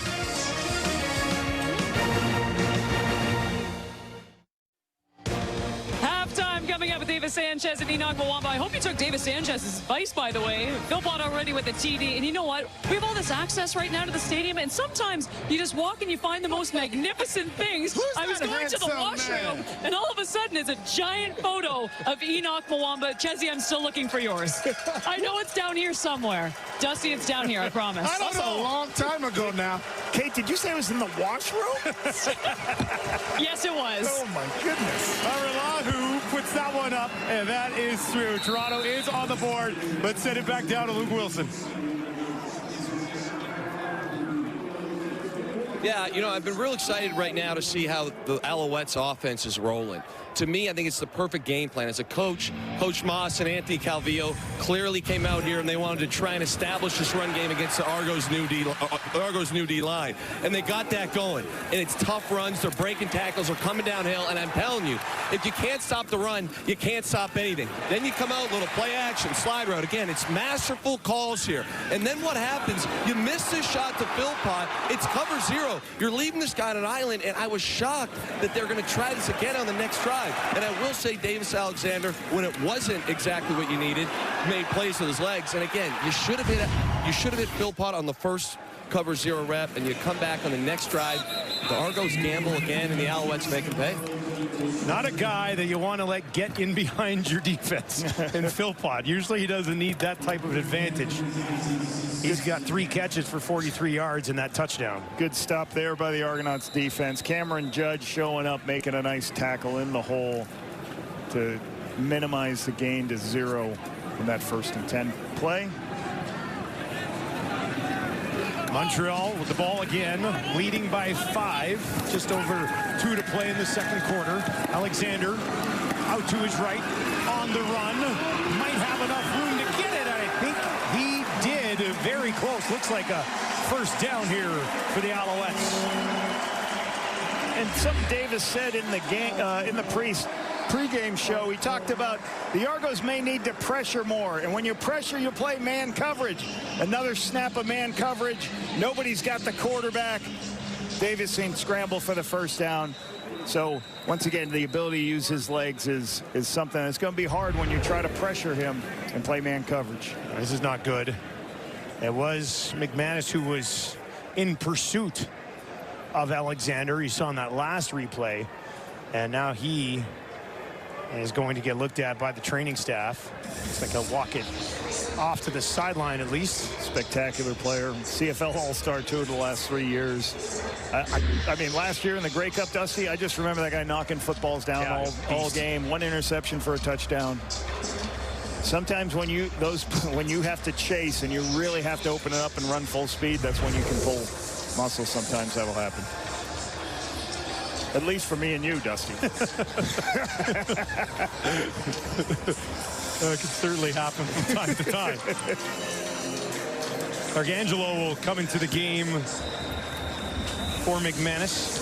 I mean, he's a talented football player. He played in he had 5 starts last year, 35 defensive tackles, 1 sack. I enjoyed watching him on film last year. I thought that was a good find. Second-year player from Illinois. 25-year-old. Now in the middle of this defense, Alexander quickly gets it out. And that's into the hands of Austin Mack. 5-yard pickup, his second catch of the game. Man, Alexander's in a good spot with these weapons that he's got. Hey, Philpott's healthy. Mack is back. Rambo was a beast when those guys weren't around. We talked about Snead. And I like how they call a game. Like Jason Moss loves screen passes, and that's a quick screen. Throw it outside to Austin Mack. Locate the football. Let an athlete get 5 to 6 yards. Put yourself in second and medium. So Montreal runs a lot of these wide receiver screen plays. Midfield, they need 5 to keep this drive moving. Alexander wrapped up from behind, and he is taken down. That's Parrish. Having a nice start to his season. Had 6 sacks last year. Good pressure by Parrish. As Davis tries to find an escape route. Sometimes you're just trying to say, hey, defensive lineman, make sure that guy cannot escape outside of you, and then you can move back inside. So nice play by the Argos defensive line. As we said off the top, we know there's so many different people in the building now of rushing the passer, but this team did have the most sacks in the CFL 1 season ago. Zima stands on his own 40. Under the lights here in Montreal, hammers it away. Turner waits, lets it bounce at the 5. Now has to pick it up at the 1. Pushes it back out beyond the 10 and no further.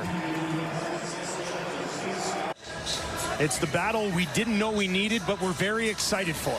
Yes. That's going to be a good one with those 2 guys going head to head. Arbuckle will get the ball back here. A little bit of time still. It's a long field, so you got 1:03 left. So you certainly got the ability to drive the length of the field, but they also have to think situationally, hey, if we don't get a first down, we might have to punt out, backed up, and give the Montreal. You just don't want to give Montreal an opportunity to go on offense again. 4 options out to his left. Looks in that direction. Dumps it off. Caught at the 15. Brissett, second catch of the game. And Beverett there after a 5-yard pickup. So are you being cautious or aggressive in this situation? Well, you got positive yardage. If you got 0 yardage, you might start thinking, hey, we better be careful here. We don't want to put our defense on, and we don't want to punt from backed up. So here, they should have everything. They got plenty of time to go get this first down and see what they can do. Maybe go tempo after this. Williams in it, running back to the right of Arbuckle. They work from their own 17. Arbuckle thought about a deep shot, didn't he? Now he has to get it away. He's hammered. Ball pops loose. They haven't blown it down. It's going to be picked up and taken back to the end zone. Is this a touchdown? And Emmy Berglund takes it home. Arbuckle saying he was throwing it forward, and we're going to have to sort this out late in the first half. Demi Berglund was CFL East All-Star, 7 sacks. This is a great football player. But as the ball starts to be thrown up in the air, They'll take a look at that and they'll see that it looks like it's bounced, right, Dusty? Did you see it bounce? Yeah, well, you'll see it here. He comes out, and then it does look like he throws it ahead right there. Yeah, that's going to be a throw, and there's that's the an bounce. incomplete pass. So it's going to turn into an incomplete pass. So as an incomplete pass, now that's what I'm talking about. There's 27 seconds left. So now you do have to punt. Backed up, you put yourself in a previous position. play is under review by the command center. Le précédent jeu est en reprise vidéo par le centre des commandes. Well, it did look like it sort of slipped out of his hands as he was trying to push it ahead, but so command center is going to now be looking. The command center is now going to take a look at this to determine whether it's a forward pass or a fumble. That's what they're trying to decide, and they're going to use their discretion to see whether it's a forward pass or a fumble. You'll see his hand right. Let's see if we can see it here. It sort of slips out of his fingers right there. Yeah.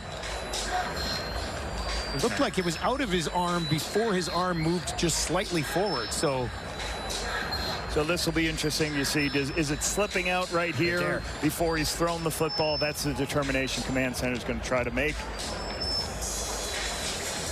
All right, will this stand? Fumble and a touchdown. Let's find out. Here's the ruling.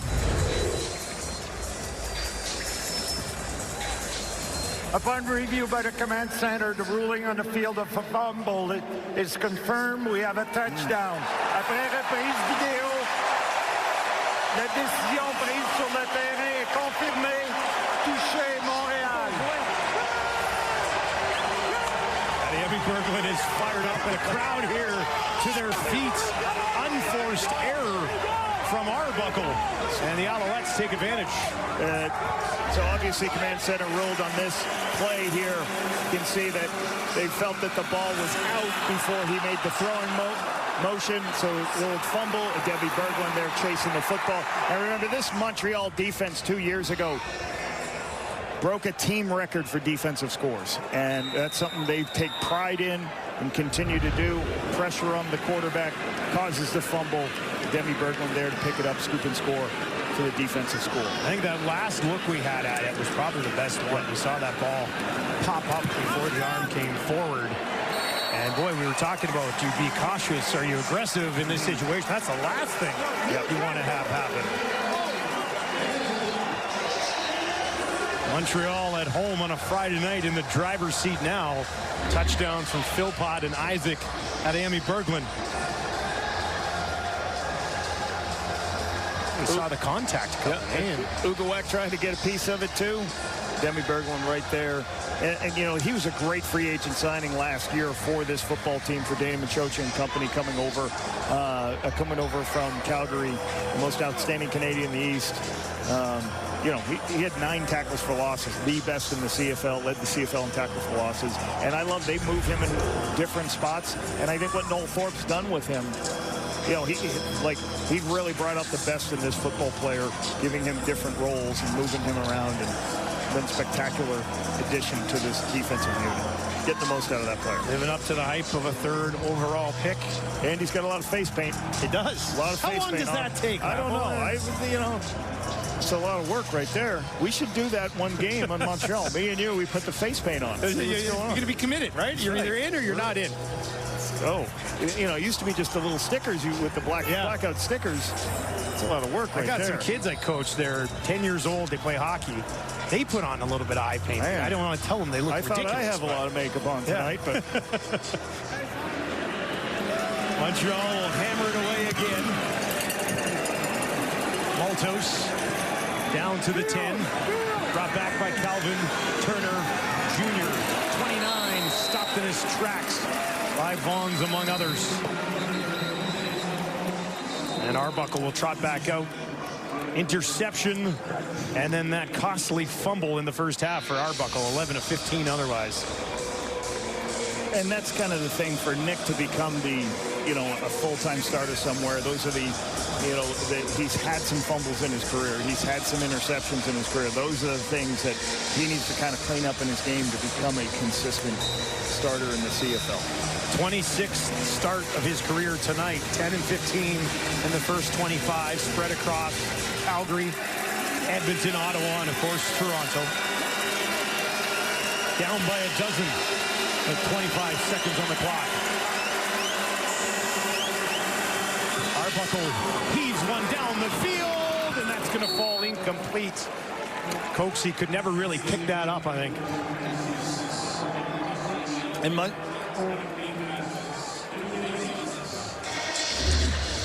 all the way down to the bottom. Okay, you're seeing still pressure looks, and then they're bailing out the snap, but here's the one-on-one matchup. They're saying, hey, we're going to throw it to our best player on the outside, see if we can make a big play to flip the field so we can get in field goal range. Should be a safe throw on the outside. But good coverage on the outside. But I'll tell you what, this defense in Montreal, Beverette was playing free safety before the ball snapped, then all the way he's in the line of scrimmage when the ball snapped. So they're moving pieces around every play. Coxie's been targeted 7 times already by Arbuckle. This time on the ground. As the clock ticks down, they'll take it just outside their own 30 with Mayan Williams. So they're now going, okay, we're going to just run the ball. We took our shot on first down, didn't work. Now let's just get out of the half. Don't stop the clock. Don't make us punt back to Montreal. Alouettes will have to be happy with this opening half. Davis Alexander, 10 of 12, 113 yards and a touchdown. He also has 38 yards on the ground. Fantasy sleeper pick for many of you this week or this year. So Toronto goes into the room thinking what here? You know, I think they're going to be a little bit worried about the penalties they took to get them in long yardage situations. But, I mean, it's 15-3. There's a lot of football left. Just get in rhythm. They gave up an explosive play for a touchdown. Just go back and play. Plenty of time left to play football. They just got to clean up their penalties. Tyson Philpott healthy to start the season for the Alouettes, and that's a good thing. 3 catches on 4 targets, 43 yards, and a touchdown. Could have been 2 touchdowns as they missed him. The one target he didn't catch was pretty much uncatchable as Alexander had some pressure and had to throw it over his head in the end zone. But Philpott, obviously an excellent weapon for the Montreal Alouettes offense, and he's standing by with Matt Chenet. Wow, you had a big smile on your face before the start of the game. We talked about it, how good you felt being back on the field. Take us through that touchdown drive. You almost had the one where you stretched out, but the one that fell just right in your pocket. Yeah, you know, Davis was pretty tough on himself on that first one, but I just kept telling him we're gonna get that play back. We're gonna make the most of it. You know, they call it go route. I see my opportunity come, and I gotta make the most of it. The aggression that Davis Alexander plays with as a starting quarterback, what does that do for the offense? Yeah, it elevates us, man. It makes us all the receivers especially step up to another level. You know, we know he's gonna bring it. We gotta bring it for him, and just stay tuned, man. That's just the start. Appreciate you. Thanks, Matthew. Well, Kate, the Owls are up 12, and what were you talking about this atmosphere? When the Owls are humming, this crowd is just roaring. What a perfect night to be here, in all honesty. And I know we haven't been on location, the panel, for a few years now, but my goodness, you can just feel the energy. And when you have a guy like Tyson Philpott back in this action and healthy, I mean, you just absolutely love it. We have much more coming up right after this. You know what? Instead of that, we'll come inside now, and I'm going to blame the 3 hours of sleep for that one. So back alongside David Sanchez and Enoch. I mean, give us a break. I was about to take a quick nap. I don't even care. That's a mulligan, and it is what it is. It's live television. Let's just keep talking about Tyson Philpott now. And, Ches, you said this before this game tonight. I mean, watching him come back August the 8th, it was last year. We saw him go down with that foot injury, and all of us it was just one of those moments because he was having a career year. It might have been a franchise record-setting year. And you said in pregame, watch out for him because guess what? He is going to have a touchdown. He nearly had one right in front of us, and then the next drive for the Alouettes, boom, it happens again. So he's had a fantastic start to this game. Yeah. Jason Moss calling that vertical passing game. It drives me crazy when I see offensive coordinators in this league, or just offenses in general, dink and dunk, and not attack vertically. When you have a waggle, when you're playing in the Canadian Football League, and you have the advantage of running with the waggle, you got to attack people down the field. You got to flop formations. Use that motion to hit the line with speed. And that's what we saw early in this game. If you watch, and Lapo talked about it up in the booth, they're flopping formations. They're hitting the line with speed. These receivers, you put a lot of pressure on their defense when you run formations like that. Early on, you saw that. And then, again, this right here, you get in Tyson Philpott. We got guys like Rambo and Mack and then Philpott one-on-one, and they're using their waggle. It makes it really tough on defenses. Jason Moss, the play caller, a lot of conversation, of course, about Davis Alexander, what he'd look like. But Jason Moss is a guy, even back in his playing days in Edmonton, they had Ed Hervey, Jason Tucker, who would stretch the heck out of the field vertically, make you defend it, and then Terry Vaughn would work the heck out of the underneath. You have to do that against defense in the CFL. I love what they did. Of course, I love what Davis did, but I love what Jason Moss, the way he called that first half. It was brilliantly called, that's for sure. And you know what the great part for the Alouettes right now? It isn't just the offense. This is the defense as well. And that D-line is making Nick Arbuckle's life absolutely miserable. And my goodness, we just saw on the play, too, where they had the last touchdown. It was Sean Oakman, who just came across, and you're like, he felt that. And they've been doing it the entire first half. Kate, I felt that. I felt that. But we talked about how much defensive-led teams these two were. And you look at the defensive, right now Montreal's defense is putting way more pressure on Nick Arbuckle all night long. There's 2 sacks recorded in the stat sheet, but there was so much more pressure. And he's seeing a lot of goals out there as well. And then obviously they were able to get an interception by Lorenzo Burns right there and made good on it. We talked about it, got his hands, and he took it and made well on it. This is the play that he needs to start making sometimes as well, though. Nick Arbuckle, we talk about the Sean Oakman sack right here, too. Got right into his face, and guess what? Turnovers turn into points as well. So this defense is putting so much pressure on this offense right now for the Toronto Argonauts. They're going to have to find a way, because right now, Nick Arbuckle's seeing ghosts. And if they want to find a way to take steps forward, they're going to have to calm down, have better communication in order to pick up the blitzes. Because if we saw that Sean Oakman hit, there wasn't a blitz. They showed blitz, got out of it, and Sean Oakman just went straight for Nick Arbuckle. They're going to have to protect him, especially in this time right now when, he's in for Chad Kelly. But they're going to have to sort some stuff out. And we were saying, too, I'm sure Ryan Dinwiddie is having a nice, calm conversation with team in the locker room right now. All right, don't go anywhere. We got plenty more coming up right after the break. We have an amazing doubleheader, by the way. It's amazing to think this is just day 2 of the 2025 CFL season. An all-Canadian QB matchup wraps up the doubleheader, and we've got Nathan Rourke after the break. You know what the best part is right now? We're not even halfway through week number 1 in the CFL. Coming up on Saturday, it's a fabulous doubleheader. First up, it is Bo Levi Mitchell and the Hamilton Tiger Cats taking on the Calgary Stampeders. It is VA's debut. And then, of course, Nathan Rourke and the BC Lions against Edmonton. Here's Farhan with Nathan. Well, Nate, you've spent a whole off-season trying to make this your team. Just how excited are you for the opportunity to get out there with that group and show that part of it? Yeah, I think we're really excited. I think this is obviously what you work for all off-season. You lift all the weights and you run all the time and you throw all the routes. And so we're excited to see where this goes. And I think the rest of the guys are excited as well. I want to ask you about the receivers that you're playing with, and you've had some time last year with a number of them. Keon Hatcher was a guy you had great chemistry with in 2022, and he was coming back off some health scares. So where are you at in terms of chemistry with those guys right now on the field with the new offense? Yeah, I think we feel good. I think we feel really comfortable, very confident with each other. We're looking forward to it. I mean, this is, again, we're excited just to play football again. It's been a long off season for us, not finishing 24 the way we wanted to on a number of different levels.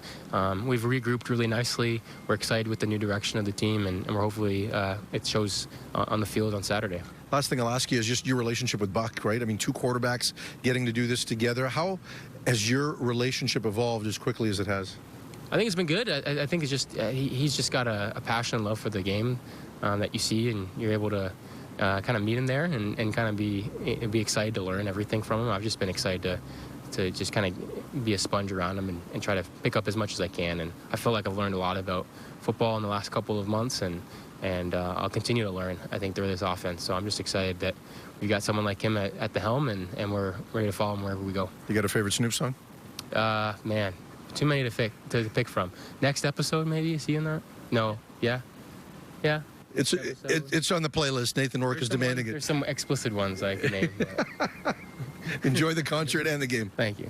Thank you. Can we give a shout out to Rod Smith, by the way? Remember when he got caught off guard by that? And you know what he said? Drop it like it's hot. He's like, no, a song that no receiver wants to hear. Drop it like it's hot. Like, he was instantaneous. Rod Smith, those more Snoop songs. It's on his playlist. I know, of course it is. People don't know Rod Smith, but he is a legend, let me tell you that. Nathan Rourke, a lot of expectations. He's there for a full training camp. The chemistry with Buck Pierce, all eyes on that. What are you expecting, Ches? Yeah, I wish, watching that interview, I wish Nathan would loosen up. Nathan would loosen up a bit, have some fun. He's such a talented player. And look, you got to be who you are. So don't fake it. That's who he is. He's a laid-back kind of guy and never gets too high, never gets too low. So I get it. I just wish he would loosen up and let it fly because when he's playing like that, he's playing really good football. Looking at him now, I can see the pressure. The pressure, it looks like he feels the pressure, and understandably so. We look at, coming into this, it's everyone talking about Trey and Nathan and how the Canadian quarterback matchup. Really, it's about living up to that contract for Nathan.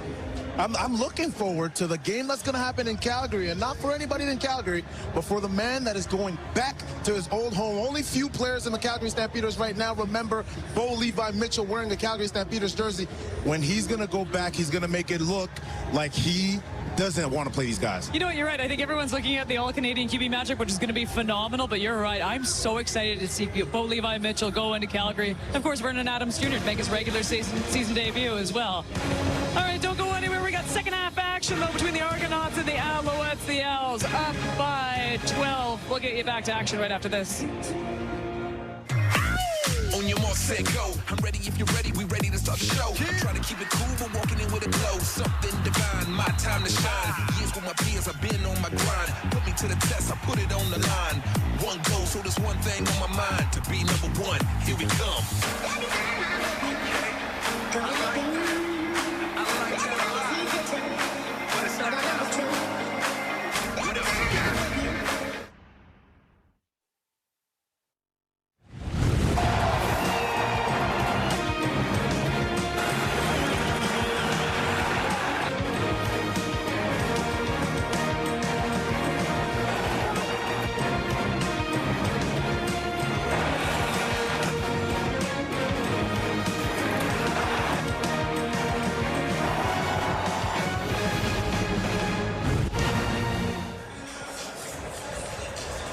Second half coming up under the lights in Montreal, where the Alouettes lead the Argos 15-3.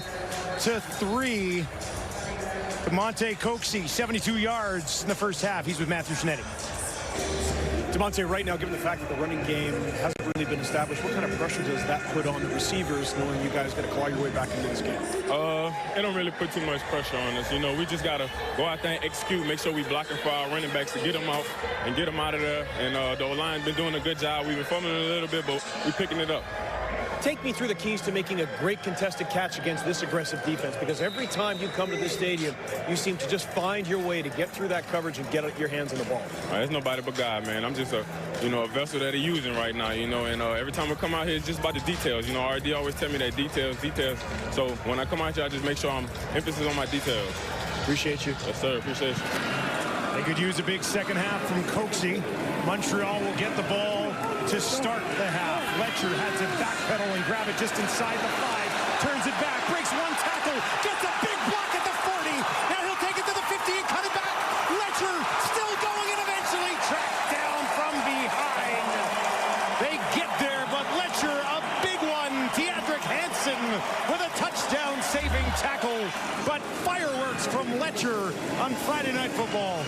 Great job going to the wide side. Sometimes these wide side returns are so hard because of the width of the field. Finds a little crease, cuts it back. Teodric Hansen, you see him coming into the screen, running with speed to make this tackle. A great execution by the special teams of Montreal. Kicking off, creating great field position to start the second half for the Owls. Byron Archambault fired up. Loving that one. How can you not? They're going to start here on the Toronto 40 with a 12-point lead. Third quarter officially underway. Low snap. I'll hand it off. And that back to the line of scrimmage. No further. Here's a look at Davis Alexander in the first half. 10 of 12 passing, very good, 113 yards, 1 touchdown.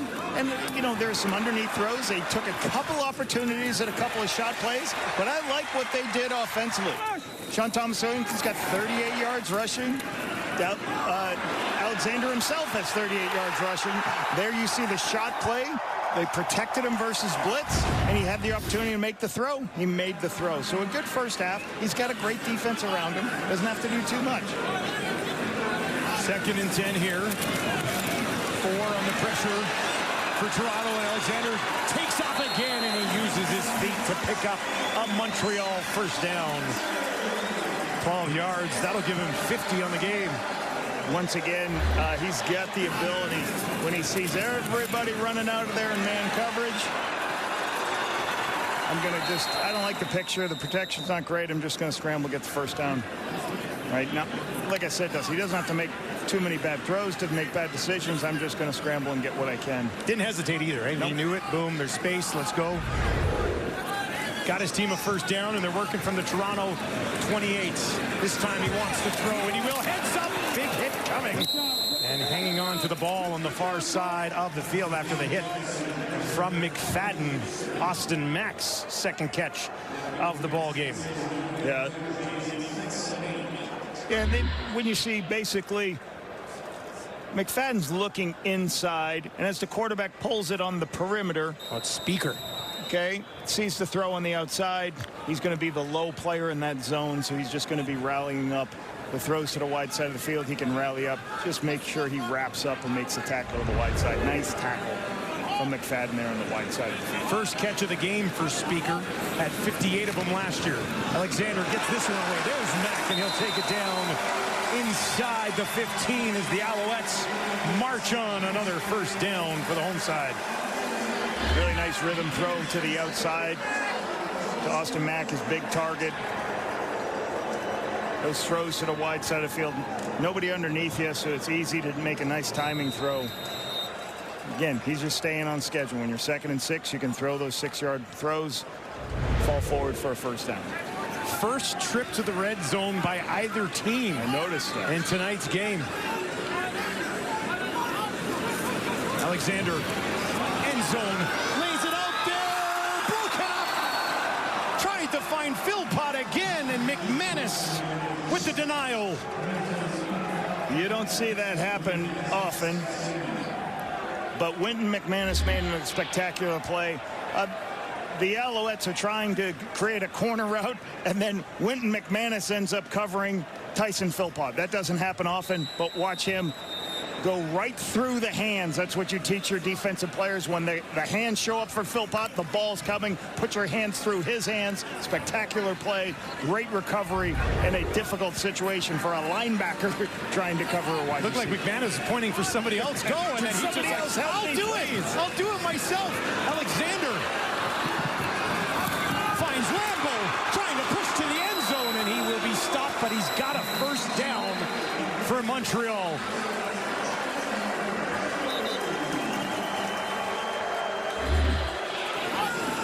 Pressure off the edge. You cannot lose contain. When you lose contain, I think that was Mark Milton off the edge. When you blitz and pressure, you can't lose contain. Davis is going to make you pay. Finds Rambo back inside. Puts the ball at about the 1-yard line. So the big people will come in and they'll do their short yardage package to work. A little bit of trash talk here. Chatfield, after lowering the boom on Rambo, talking some trash to the quarterback. Caleb Evans into the game, looking to finish this job for Montreal. Pushing the hands in. Touchdown, Alouettes! Evans finishes what Davis Alexander started. And Montreal in full control at home, 21-3 the lead. Really good. At the end of the second quarter, defense gets a score, correct? Defense gets the score. Come out in the third quarter. You've got the ball offensively. You drive the length of the field. Score a touchdown. That's a way you always talk about the end of the half and the start of the third quarter. We want to go out. We want to get touchdowns on both ends of those. One came from defense. One comes from offense. A nice 14-point swing for the Owls. Altos to add one more.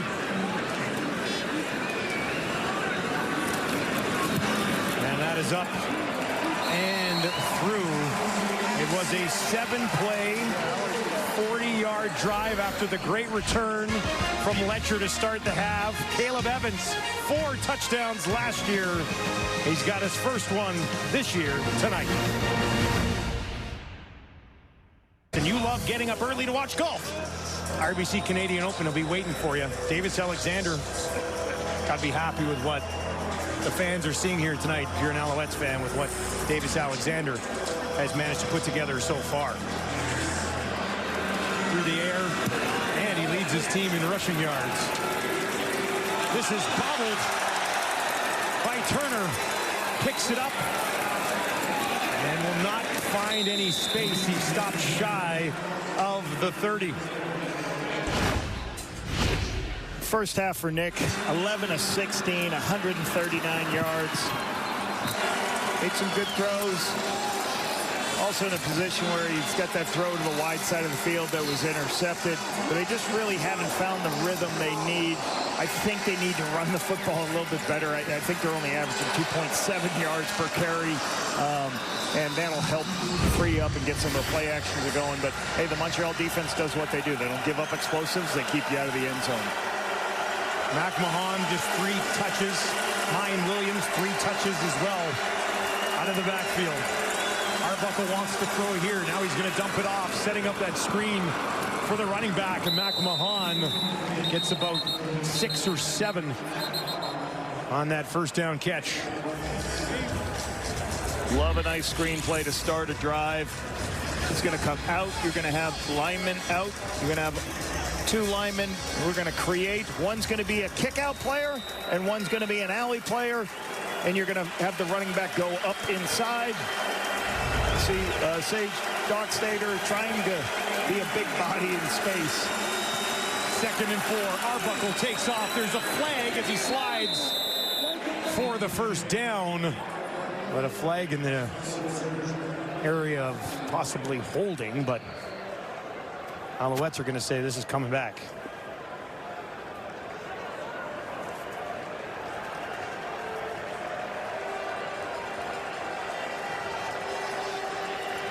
Holding here. Holding. Toronto, 62-62, diverses de pénalité, 10-yard penalty. So right tackle, Second down. Ryan Hunter, right tackle, you'll see right here. Here's who they called for the holding. So on the twist, usually at the end, it's hard to tell, maybe his hands were inside. Brought the defensive lineman down when he had to redirect on the twist. Another 2nd and long for the Toronto offense. Predicament they face too many times tonight. Arbuckle not going to escape this time. He is taken down. Adeyemi Berglund, who had a touchdown in the first half, finds a sack here in the second. You have a bunch of people coming off the edge. A lot of pressure. Bringing 5 rushers. They just run by with speed on Ryan Hunter. Doesn't give Nick anywhere to go. So great speed rush on the outside. Playing zone and just letting those big boys go run. To say, hey, listen, we're 2nd and extra. We're going to let you guys go. We'll play zone behind you. Go get the quarterback. I think he stopped himself from using bad language when he looked down at the camera. You see that? Very mature. It's always the same story. And this is, you said it, like the Argos been in a lot of 2nd and extras this game. Yeah. They can't get out of their own way with the penalties, and that's what just too hard to overcome against a good defense, any defense. Haggerty from inside his own 10. So hang up there and come down at the 46. Fletcher. This time, nowhere to go as he's wrapped up by Tyson Hergott. 48-yard kick. Not much on the return. Have yourself a game, Isaac Adeyemi Berglund. Touchdown and the sack. He's been a nightmare for Arbuckle.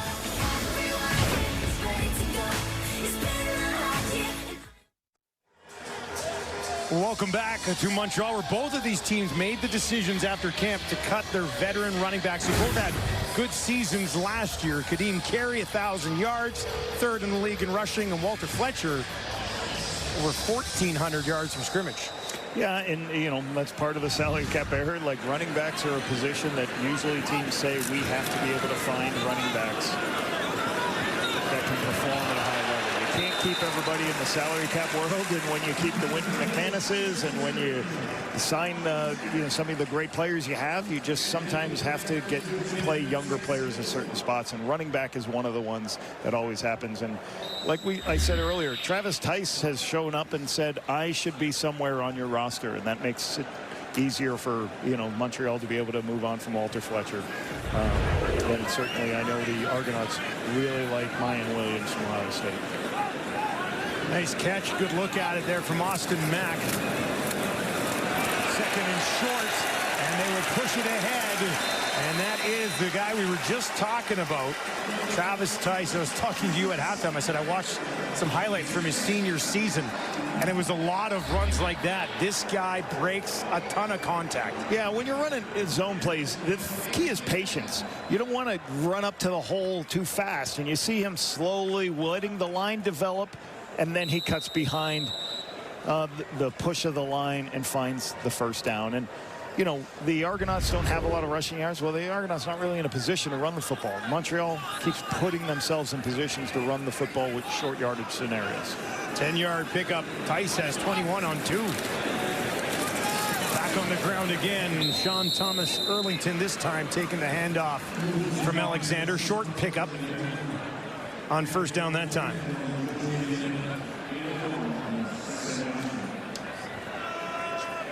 Montreal, though, early in this game established the run. We heard Luke talk about it a little bit earlier. Thought it really opened up a lot of other things for the offense. And now, with the lead of 22-3, staying on the ground here a little bit more. Gives you, just gives you many options to be able to keep plugging and playing different. Get first downs, get shot opportunities. Alexander throwing here, looking for Phil Pott way down the field, and that is intercepted. No, they're gonna. Now we're gonna have to take a look at this because Sluka came over. It bounced off of Tamaris McFadden, and Sluka was waiting for it. Here's another look at this. Let's see if he was in.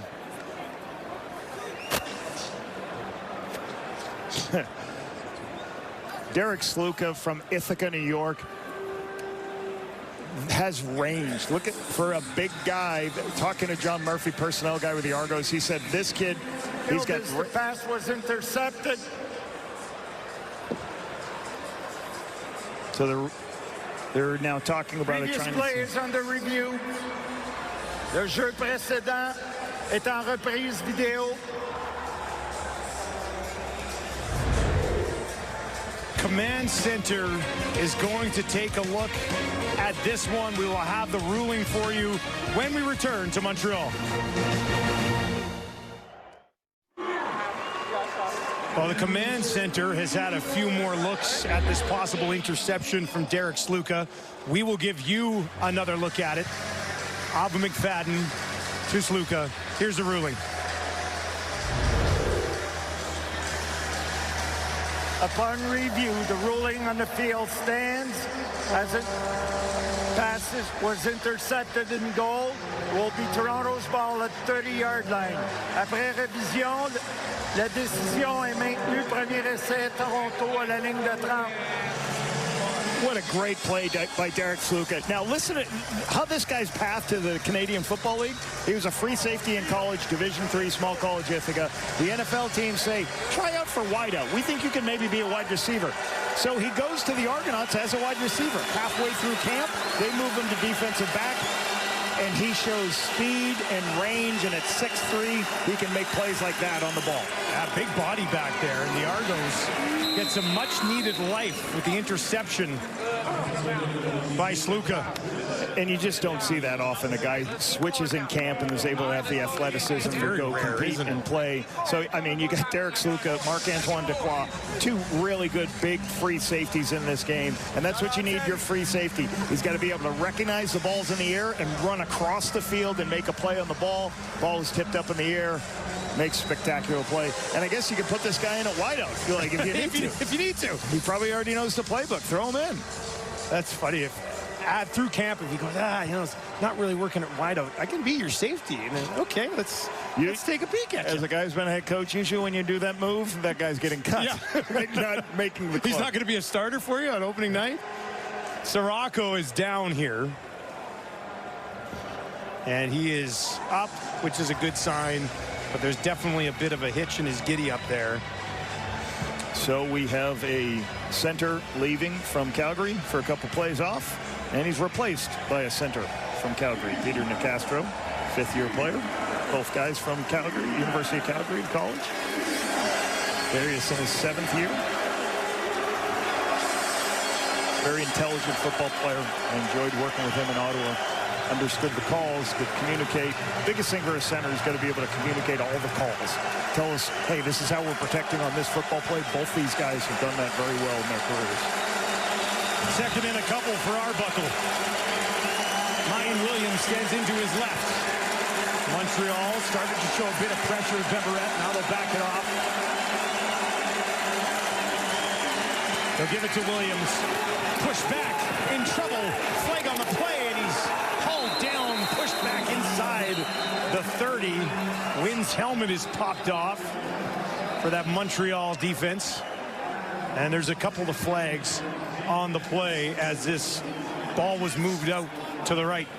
So when the ball goes sidelines, that's when you get in trouble.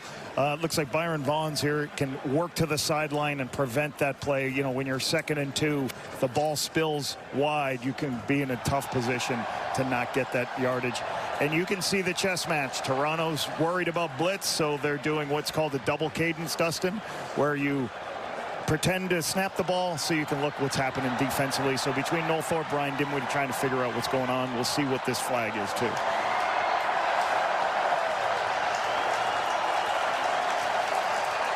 Moss, a discussion.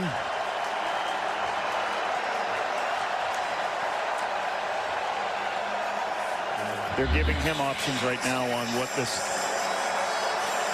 flag is and what to do. But a great job by the defense.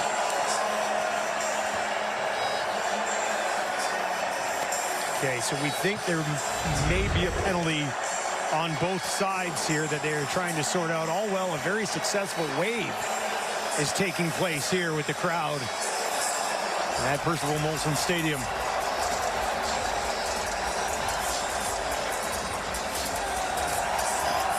There it is. Look at that. Yeah, great night. Packed house here for the Friday Night Football opener. One of those people might be wearing a Sanchez jersey. Maybe. But there's pictures of Enoch in the bathroom, so we got that going. What a night for the panel, eh? What a huge night for the panel. Long conversation. So there's a hold one way against Toronto, and then a misconduct, we believe, on Wynn. So for Montreal. Here we go. Let's sort this out. There were 2 fouls on the previous play. Holding Toronto number 58. Objectionable conduct, misconduct, Montreal number 98. We're going to replay 2nd down at the same line. So Dylan Wynn stood over when they made the tackle. Dylan Wynn stands over. You can celebrate all you want, but the league does not want you standing over somebody and celebrating. They want to call that a taunting. They do not want you standing up over somebody, looking down at them, taking too long in front of them. They want you to celebrate, just not over the top of somebody. Arbuckle forced up in the pocket, looking for the first down, and he may have it. And now a late flag right at the end of that as Arbuckle pushed ahead. 2nd and short. You know you're going to get some type of man coverage trying to flip the field.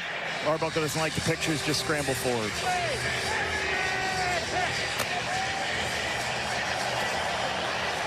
Rudess, unnecessary roughness. Montréal, number 2, numéro 2, 15 verges de pénalité, premier essai. Sean Oakman, the big fella. Late hit on the quarterback here. You see him on the right of your screen trying to chase. As he comes in, trying to get rid of those type of hits when the quarterback's down. They're putting all your weight on the quarterback. Is not something the league wants the defensive lineman to do, so there's the penalty. Toronto midfield. Just a field goal so far in this game for the Argos. Arbuckle on the run. Had to throw that one away with some pressure in his face. Now 13 of 19 in the game.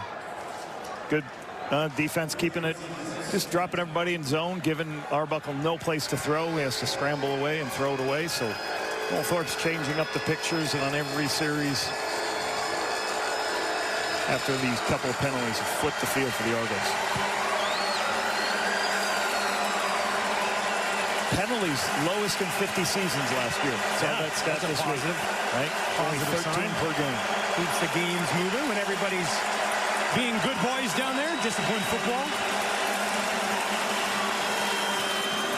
And that one incomplete. Not sure who was supposed to be there. Ungerer and Brissett were both in the area, but neither had a play on that ball. Can see some conversation between Nick trying to sort and Ungerer trying to sort out whether he was supposed to stop sooner, go deeper, not sure. Montreal's defense outstanding so far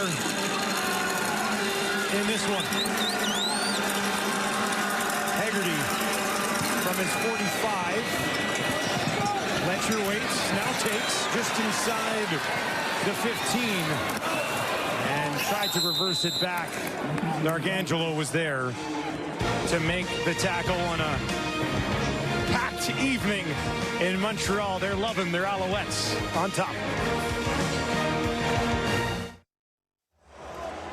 Welcome back to Montreal, where it's been a bit of a tough night for the Toronto Argonauts offensive line. For more on that, let's send it back down to Luke Wilson.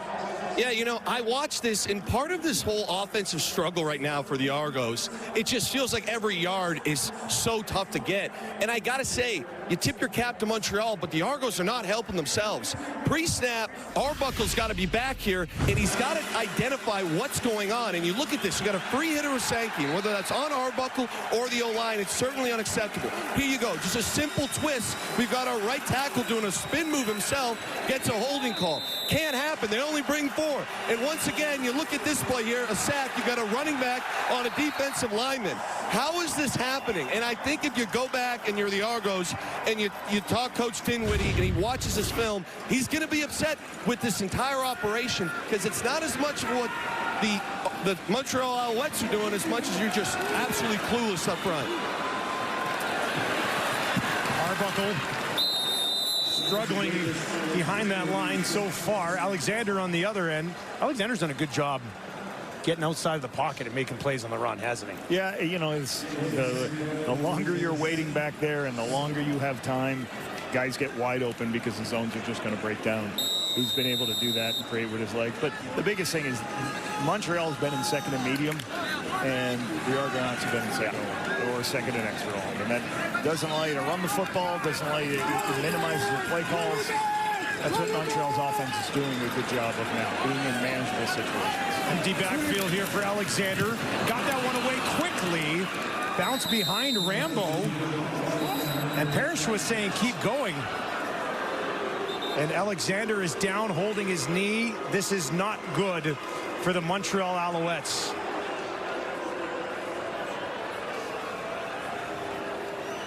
Oh, you do not want to see this. Takes over as the #1 guy, having a very good game. And now lays on the field in pain.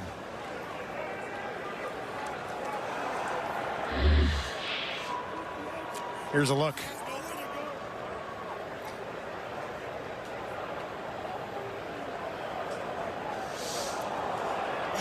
So as Callender is blocking, he ends up throwing his defender into, I believe, into Davis Alexander's legs, unfortunately. It's good to see him get up and get off. He is up and he is jogging off. So for now, sigh of relief for Alouettes fans and the coaching staff. And of course, Davis Alexander. Good stop by the Argos defense. This is a backed up situation. This should create really good field position for the Argos here. This is a good stop for the Argos team. Low snap. Zima goes and gets it. Lets it fly. Turner takes it at the 42. Going to try to stretch it outside. Nowhere to go, though. This is trouble. Cuts it back. Can't escape. Might have had some room if he could have got around Gagne, but he did not. Ends up losing 4 yards on that return. The width of the field, you know, for young returners looks really good sometimes, Dusty, but the speed on the field, you sometimes just put your foot in the ground, get north-south. Get 4 yards instead of thinking you're going to flip the field and get 80 yards. That's what he's thinking. He's thinking, oh, if I can just get out there, there's a ton of space. Like we mentioned, Janarian Grant not available for week 1. 5 touchdowns last season for Janarian. Just a spectacular football player. The best in the biz. Yep.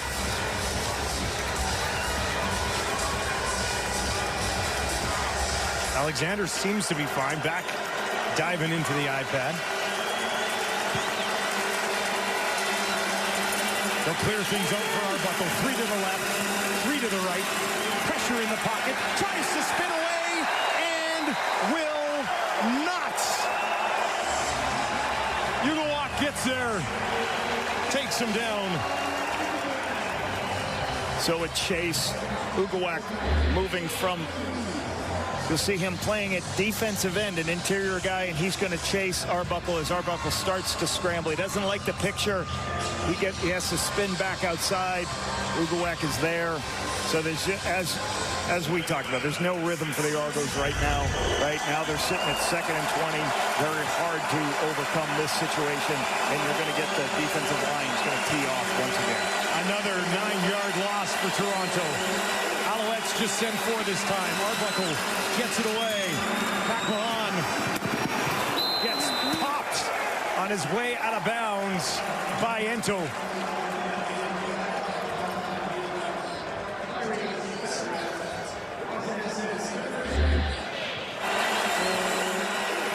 As everybody drops out in coverage, you got to throw these checkdowns, and those aren't situations that it's going to help you get anywhere close to what you need for a first down.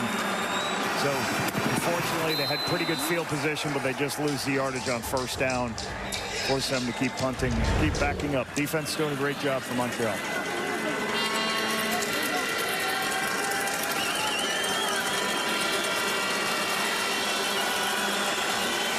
Haggerty, he's been busy tonight.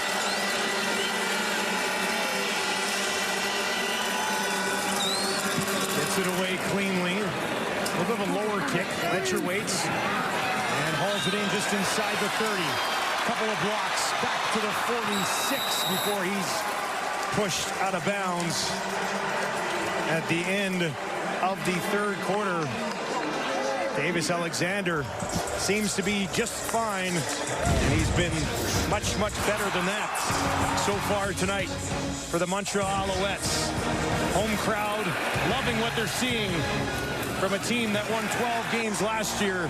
They're on their way to maybe picking up their first of this season tonight. Montreal Alouettes in their home opener leading the Argos 22-3. Rushing yards, big part of this ball game, 111-19. It's really allowed Montreal to control things offensively, hasn't it? Yeah, and whether it's the Argonauts are in too many situations, sometimes as a play caller, you're in bad situations. You're in second extra, you're not going to run the ball. When you're in second and short, you can run the football. So they got to do better than 19 yards. They're averaging, I think, only 2.7 yards per run. They got to do something to slow down this pass rush of the Montreal Alouettes. So if they can do their best to try to get some of that, but you know, you're down 22-3, you need to get. But you just got to establish some rhythm, Dustin, because otherwise it's going to be a long night. They're just being in 2nd and long, Toronto offensively too many times. Davis Alexander remains in at quarterback after getting rolled up on a little bit. He's going to turn and then roll out to his left. Has a man. It's Mack. And that's a pickup of about 13 or 14. Let's send it down to Shinetti for the latest on Davis Alexander. Well, the mobility didn't look too bad there, Dusty, but as you can notice right now, Davis Alexander is limping a little bit. When he came off the sidelines after going down, he didn't look at the trainers. The doctors didn't come up to him. He ran right up to Jason Moss and started talking about scheme. Just before he went back on the field, he looked down at that left knee and was gesturing to it. As I said, he is limping. Let's see if the Argos try to go ahead and force him out of the pocket and see how that leg is. Yeah, because he's been great outside of the pocket so far tonight. If they can limit that, or if he's limited in it, could help things for the Argos. Here's Alexander. A lot of time. Now he's backpedaling. Heaves one up, and that will make it out of bounds and bring up 2nd and 10. Not forcing anything. Trying to take a deep shot downfield. Good coverage by the Toronto defense, forcing him to hold the ball too long. And he just throws it out of bounds. Cameron Judge saying, I can play receiver too, going up and getting a nice catch out of bounds. Picked up to play alongside McManus. Pretty good 1-2 punch in the middle of the defense. We're talking about Sankey and Beverette on the other side there for Cameron Montreal, Judge. but these guys should be able to do some damage too. Absolutely. Good football player. Spent a couple years with the Argos a couple years ago. 2nd and 10 for the Alouettes. Argos will send 5. Alexander, deep shot. It's Philpott again, and he just misses. Had a step on the defender. Benji Franklin laid out and couldn't haul it in. The one-on-one situation shows up again. Argos trying to do some pressure. You're going to see 5 people blitzing. It's going to put a one-on-one situation at the bottom of your screen. Tyson Philpott, good foot press, which calls stick move. Runs right by the defender. Puts himself in a good position on Benji Franklin here. Just a little bit overthrown. Philpott is a couple of feet away from having just a monster night. I do like Davis seeing the picture quickly, knowing where to go, and taking the one-on-one throw on the outside. This one bounces. Turner picks it up, and once again is wrapped up immediately. Could be a big year for Tyson Philpott, as Alexander has looked deep a number of times in his direction.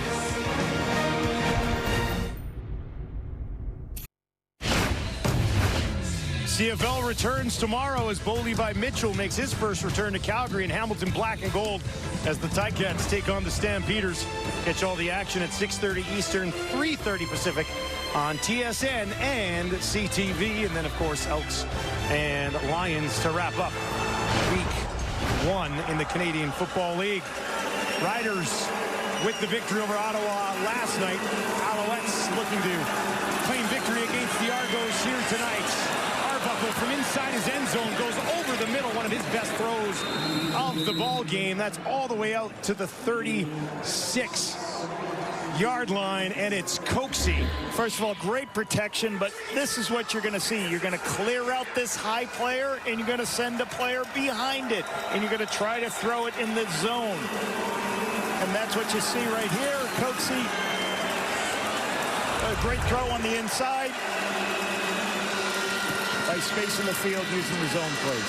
Now they find Ungerer, and he's got a first down. Coxie now with 5 catches for 99 yards. Here's another look at it. You can see it from Nick's view here. He's just buying some time because he knows, all right, we've moved the deep player over. We put our tallest guy in a zone over the top of the linebackers and underneath the coverage.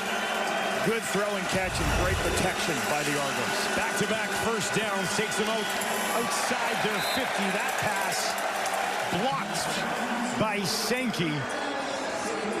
And it'll be 2nd and 10. Little pressure. Sankey, when he gets off the edge, he sees the ball thrown quickly. When quarterbacks see pressure, they throw the ball quickly. What do you do as a defensive lineman or linebacker? Throw your hands up, try to knock the ball down. The league, Dustin, has gone to so much more quick throws. When I first came to the league 20 years ago, there's a lot more downfield. Completion percentages are up because everybody's throwing the ball quicker. How do you stop that? Put your hands up and knock the ball down. 3 options out to the left here for Arbuckle. That's where he looks first. That's where he's going to throw. Down the field. Drops it in there. At the 10. Ento was defending, but Ungerer got his hands on it. Spectacular catch. And Toronto is in business here in the 4th quarter. Ungerer with a beautiful throw, a beautiful catch here. Nick Arbuckle with a great throw. There's the one-on-one. Throw it on the outside on Ento. Great location by Nick. Ungerer, great coming back to the football, finding it. Toronto gets right up to the line of scrimmage to go play football real quickly. They're trying to go tempo. Get the ball snapped right away. Still a ton of time, 11 minutes remaining in this ball game. If Toronto can punch one in here, it's game on. Arbuckle, far side, has the completion. Daniels trying to push ahead, leans out, and they're going to say touchdown. What an effort from Tavares Daniels. And the veteran gives the Argos some life. Great plan of attack, great throw to the sideline. Just put it out there on the sideline on the quick out cut where it's only Tavares Daniels. Corner tries to come up and make it. Burns, but Daniels does his best. Move him out of here. Good hit right there. Understanding where he is on the field to extend the football. That's a great drive. Nick Arbuckle hits a bunch of good shots, finishes it into the end zone, brings some life to that Argos sideline. So really good drive here by the Argonauts. Really good throw at the end of that. Wake your plays. They made their plays versus man and versus zone. So a standing job by the Argos offense. Exactly what they needed. A 5-play, 101-yard drive that took just 2 minutes and 20 seconds. Argos waste no time on that critical drive that they had to have. They now trail by 12. Tavares Daniels, what a stretch. Had just enough to get the job done.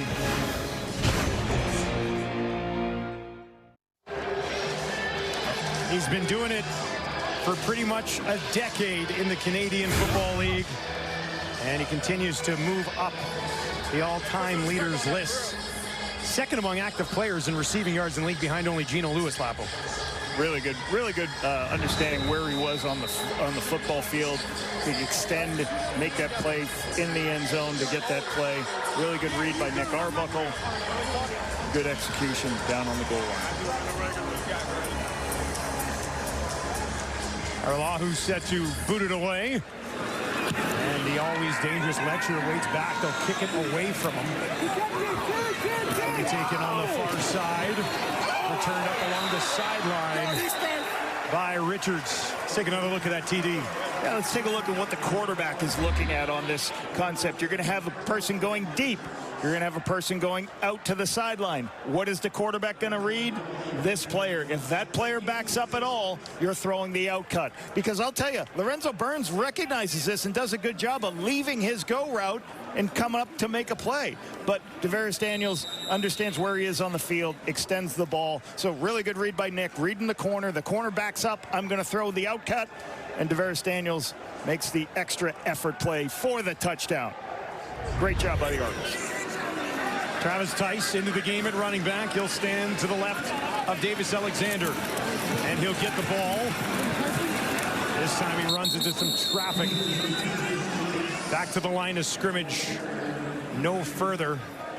Anthony Lanier, Jordan Williams clogging up the middle of that defensive line. And you can just see after a big touchdown like that, the offense moves right down the field. All of a sudden, the spark of the defense, they're ready to go. They're like, hey, we're going to make a stop. We're going to give you the ball right back, and let's get back into this football game. Haven't been many 2nd and 10 situations for Davis Alexander and this Montreal offense thus far tonight.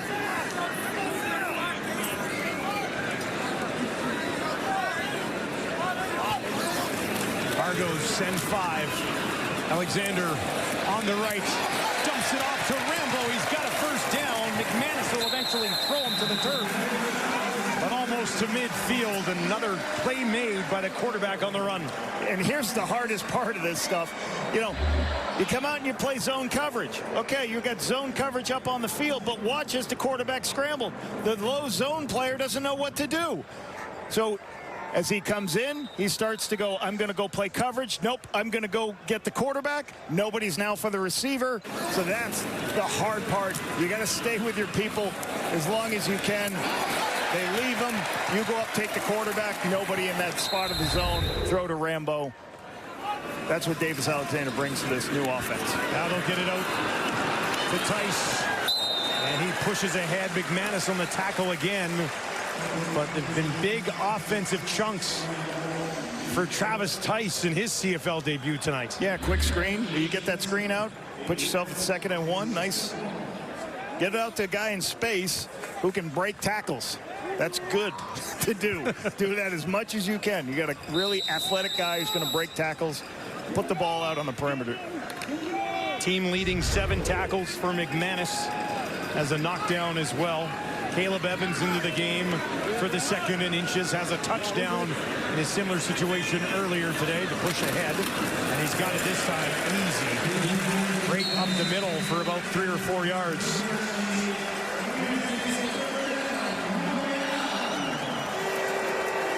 Good wedge snap. Caleb's done very good for Montreal last couple of years. Did some of that in Ottawa.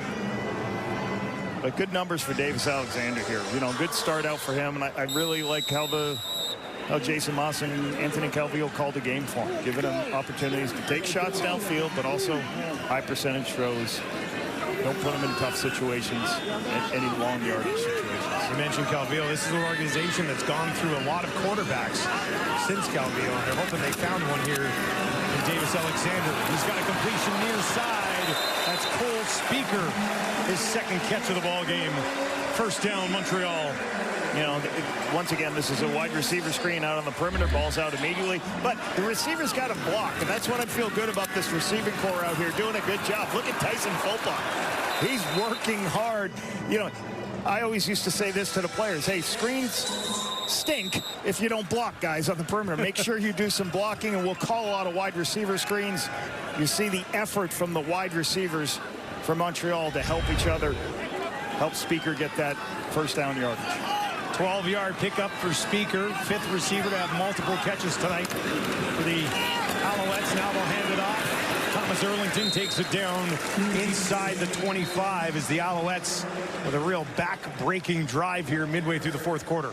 Yeah, and they will everything be very sharp here. Just make sure you just stay on schedule. Make sure you can kick a field goal. Keep pushing this score up to a 15-point lead. Excellent start last year for the Alouettes. 10-1 on the campaign to start it. Did not end the way they wanted after that loss to Toronto in the East Final, but they were outstanding out of the gate last year. Thomas Erlington, heavy blow from Donald Rutledge. Looks like he's been wobbled a little bit. Rutledge with the Bombers a couple of years ago. Yeah, came in from the perimeter linebacker, the strong side linebacker. Jumped into the hole, no lineman there to block. Was able to make the tackle on the inside zone play. See him show up right in your screen here, unblocked. Injury spotter is going to take Rutledge out of this game. Pretty easy call on that one, I think.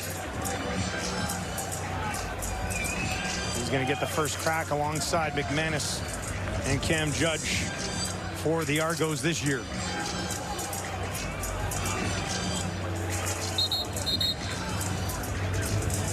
Maltos 0 for 1 tonight. He missed from 38. This one will be from 31. Straight away, I mentioned earlier in the game, almost 92% last year. Only Sean White and Paredes with a better field goal percentage than Maltos. And no mistake there, right down the middle. And the lead is 15 with 5:39 on the clock in our first Friday night football affair of the season.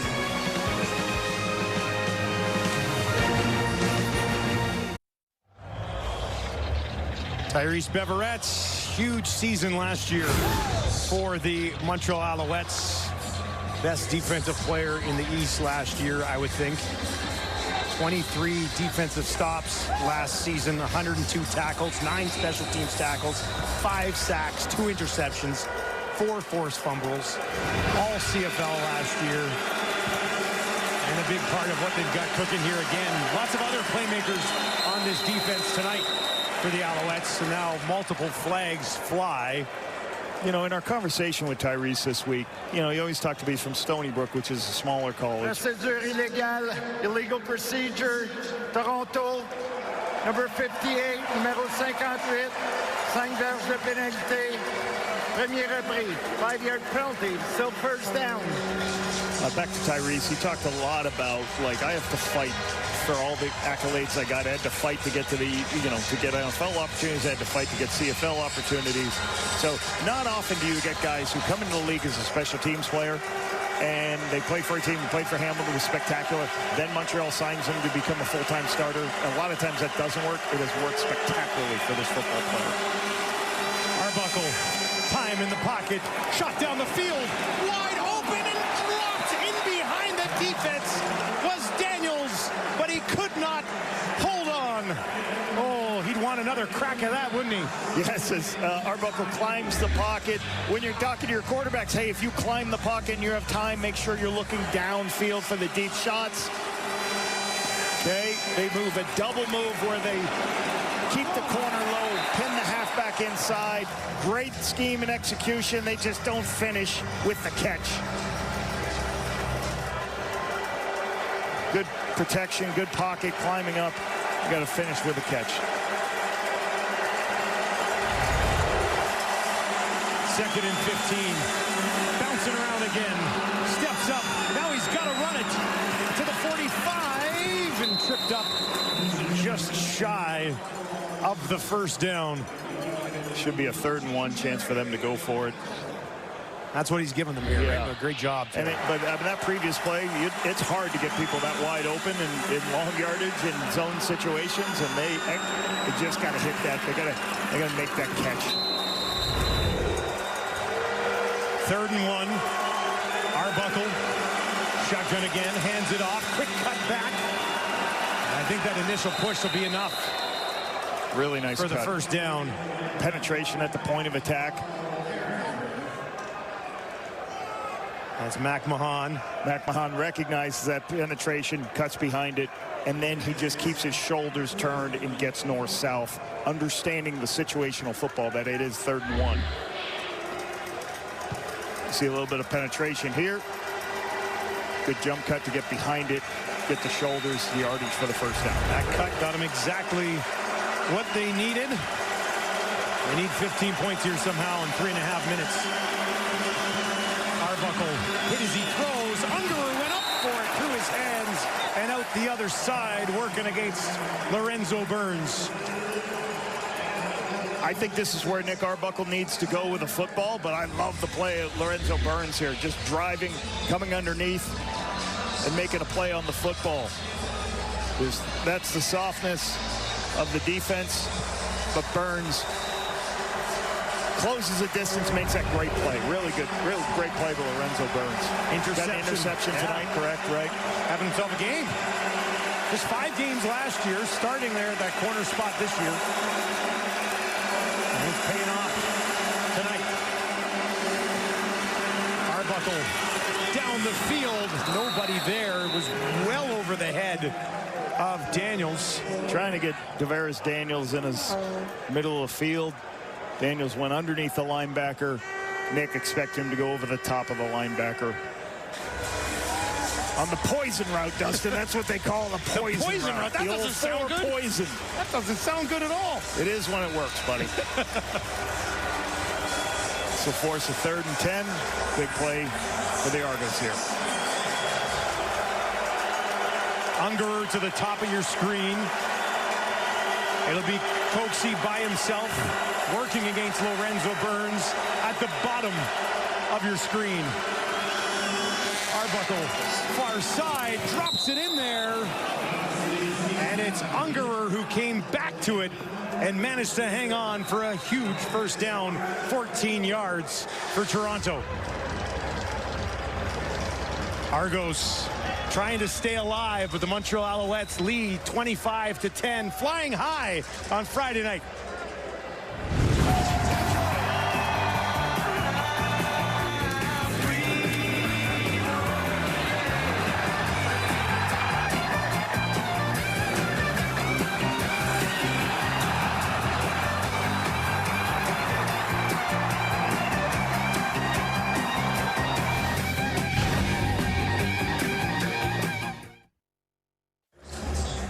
Toronto Argonauts huddle up here, trying to keep this drive going, and this last play certainly helps.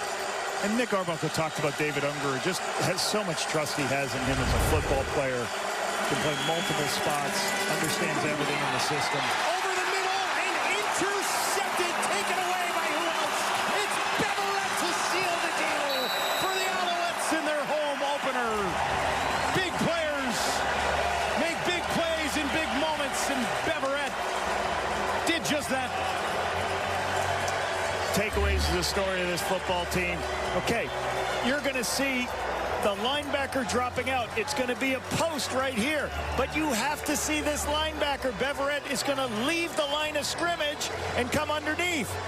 And he doesn't expand. When he doesn't expand, you can't throw the ball to that post on the inside. He fools Nick Arbuckle thinking that he's expanding, that he can throw it in there. Excellent play by the outstanding football player, making the tremendous interception, kind of fooling the quarterback.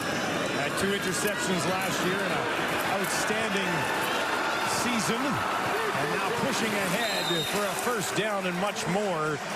Thomas Erlington, 18 yards. Yeah, you can see him dropping back for depth. Then he works inside. Can't throw it when he works inside. Tips the ball, recovers it himself. Huge takeaway. And again, this is what the Alouettes talked about. Jason Moss talked about in the meeting. Hey, we dropped 12 interceptions last year. We can be better than we were last year. And that's what they talked about in training camp, that we need to make sure we can perform as well as possible. We need to go steal the ball, take the ball away. There's another example. Multiple takeaways in this football game, and they had a score on defense. So that's a great start for this Montreal Alouettes defense. All right, it's been a good night for the Montreal Alouettes. And more on this impressive start to the season for Montreal. Let's send it down to Luke Wilson. Yeah, I can't say it enough. I got to tip my cap to Coach Moss, the offensive coordinator, Anthony Calvillo. The whole offense has been incredible. And I look at it from a player's perspective here. You're really dominating this game, and you give up the touchdown to the Argos. Kind of a fluke ordeal. You have the big play, and it's a great touchdown by Daniels. And you sit here and you say, okay, maybe this team has some life, talking about Toronto now. And you come back out, and it's a masterful play drive. Starts with your quarterback extending this play, finding an open man, kind of bailing you out, getting a big first down. And then again, Coach Moss just gets in his bag. You see the Argos, they're playing downhill. They're trying to stop the run. This is a glorified run. Little bubble to your running back. Okay, they're still playing downhill. You got a big slot receiver. Easy pitch and catch. You're blocking. You're gashing them. You come, you take points on, you put points on the board. You have a ton of play time that just came off. It's demoralizing for the Argos. You think you have a shot for a second, and you say absolutely not. You handle business. As an ex-offensive guy, I love to see it. You got to tip your cap to the Montreal Alouettes offense tonight. They've been incredible. Well, how about this in the drive that Luke was just describing? 5 minutes in the middle of the fourth quarter. So a very good job there from the Alouettes, and a very good job from our newest guy, Luke Wilson, on the sidelines tonight. Yeah, really good. Really good. Great night. Awesome addition. I've never stood next to him, so today, standing next to Dustin and Luke Wilson, I feel really short. I do. I You're really a pretty do. good-sized man, though. I'm 6 feet. Yeah. Good Lord. Yeah, and I'll tell you, the other thing is the amazing job our panel did traveling from Regina, a tough place to travel all the way out here to East Coast and heading back to studio tomorrow. So amazing job by our panel traveling across the country. No rest for the wicked. Yes, and they're going again tomorrow. Safe travels to that crew as they head back tomorrow. The traffic, I guess I'll be walking back to the hotel. Busy night in Montreal. Looking forward to seeing this Ticats Stampeders game tomorrow. You know, for me, the Ticats, I'm really interested to see what happens with this defense for the Tiger Cats this season. You know, can they improve to help that offense? And you know, the offense is going to be good, right? Yes. Yeah.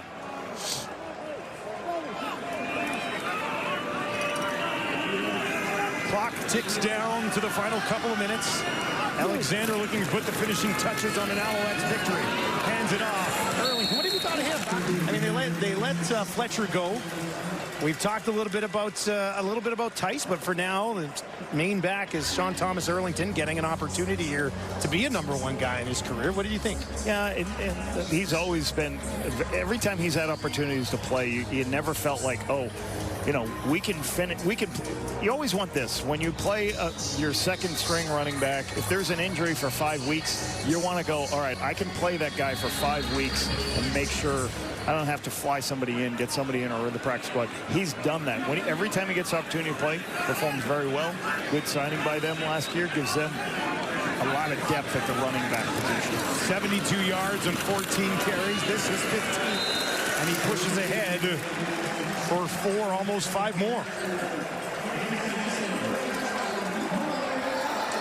You know, this is a team, this is good to see out of this Montreal Alouettes team because, you know, I know an area they want to improve in, or I think they would want to be improving in, is running the football. Last year they did not run the football great. This gives them plenty of opportunities. I think last year they 7th in the CFL running the football, only 80 yards a game, 8th in the CFL. So this gives them a lot of reps, a lot of film to look at. Good execution, they can be confident going into the next week. 84.3 yards per game on the ground last year, 155 and counting so far tonight. Nice spin move ahead, and a good chunk on first down again for Thomas Erlington.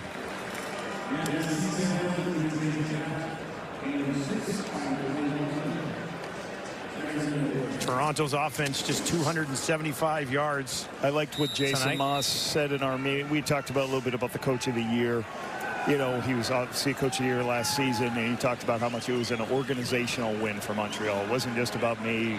You know, he was excited to see the guys on his team have success last season, as well as his staff get the accolades.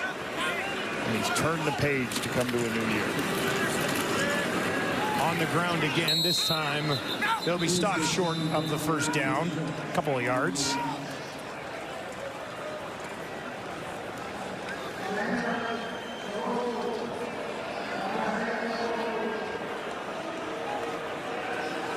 And you'll see Toronto now. We'll see what Toronto does next weekend, whether Chad Kelly will factor in Dustin. We'll see if he ends up back on the roster. We see him.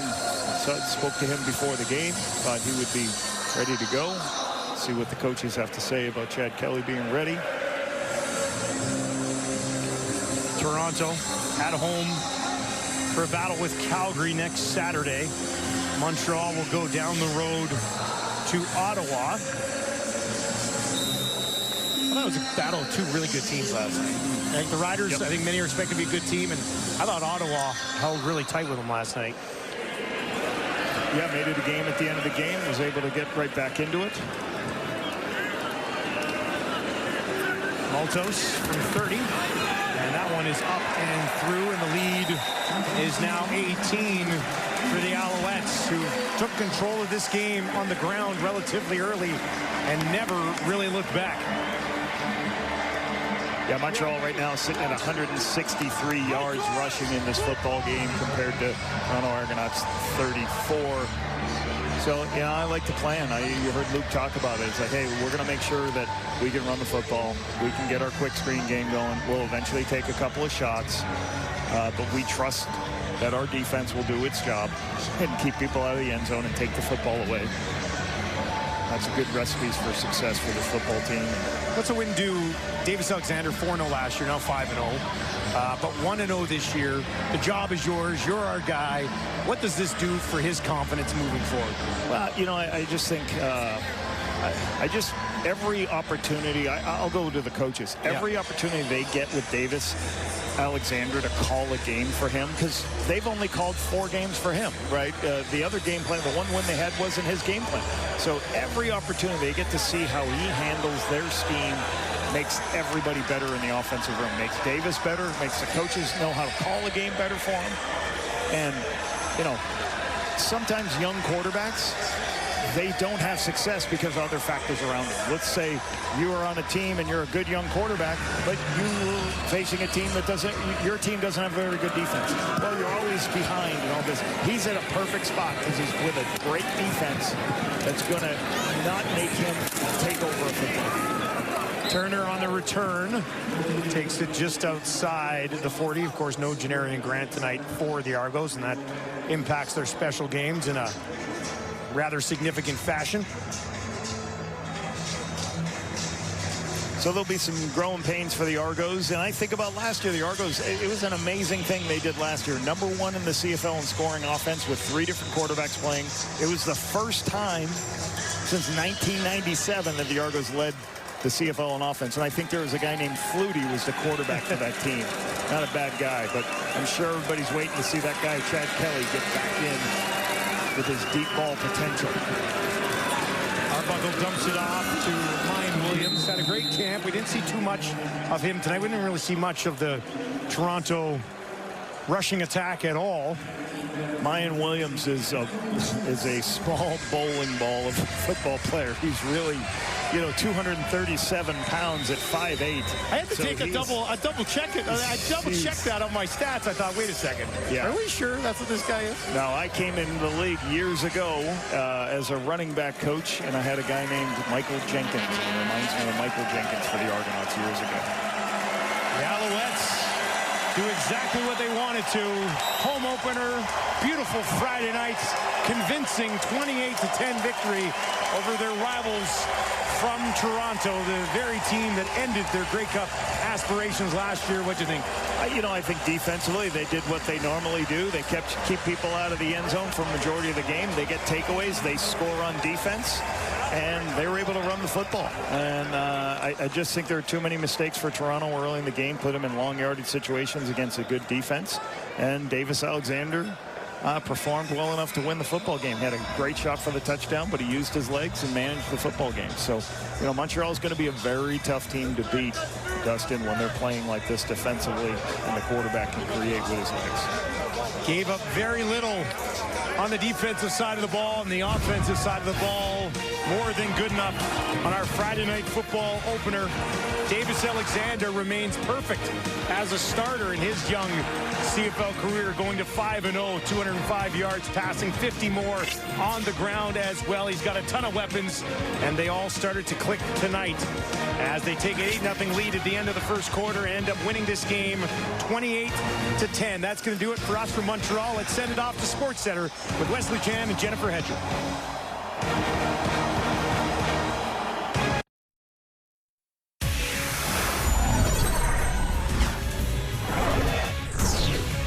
Welcome into Sports Center. That's Jen. I'm Wes, and we're going to get started off with the CFL as the Alouettes. They get their season opener against the Argos.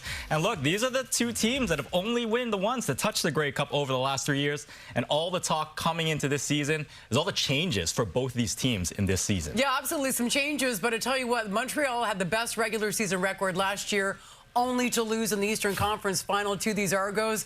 Montreal Alouettes serving notice that they are going to be a force to be reckoned with again this year with Davis Alexander, now their starting quarterback. Opening night of Friday Night Football. And there's a new member on the Friday night broadcast. That guy right there. Look at that mustache. Luke Wilson's going to appear on some of the broadcasts throughout the season. Davis Alexander taking over as a starting QB for Montreal after trading Cody Fajardo in the offseason. First quarter, Alexander just overthrows Tyson Philpott. Alexander can't believe it. 6 minutes later, though. Alexander looking for more here. 3 options, wide side left. Looks in that direction. Throws in that direction. End zone.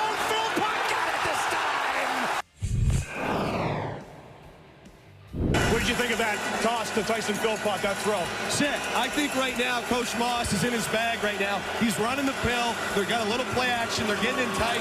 And you know what's happening? The Argos are going into some cover 0 looks. And they're saying, you want to do that? Here's Philpott over the top. Argos down 8-3 late in the half. Nick Arbuckle scrambling. Loses the ball. It's recovered by Isaac Adeyemi Berglund for the scoop and the score. Arbuckle's arguing for a forward pass, but it was confirmed as a fumble and the first career touchdown for the Dartmouth, Nova Scotia native. It's 15-3 Owls. Opening kickoff of the second half. James Letcher Jr. fields it over his shoulder, finds a hole, and he's going to take it back 67 yards. He's going all the way to the Argo 40, setting up his offense with some great field position. A few plays later, Caleb Evans is in as a short yardage quarterback at the goal line, and he will plunge in for his 32nd career rushing score, made it 22-3 Montreal, and the Alouettes avenge that Eastern final loss from last season. They win at 28-10. The final. Alexander continuing his winning ways, moving to 5-0 now as a CFL starting quarterback. It's first time in 6 years that the Argos lose their opening game of the season. The reigning Grey Cup champs could not get anything going tonight. Remember, Toronto had the league's highest scoring offense last season, averaging 28.6 points per game. Chad Kelly is still unable to play, although he should be back soon. But Nick Arbuckle was your Grey Cup MVP. With more on tonight's game, let's go to Kate Burness in the panel. What a perfect night it was in Montreal for Friday night football. And if you are an Alouette fan, you absolutely loved seeing this performance tonight alongside Enoch Mwamba and Davis Sanchez.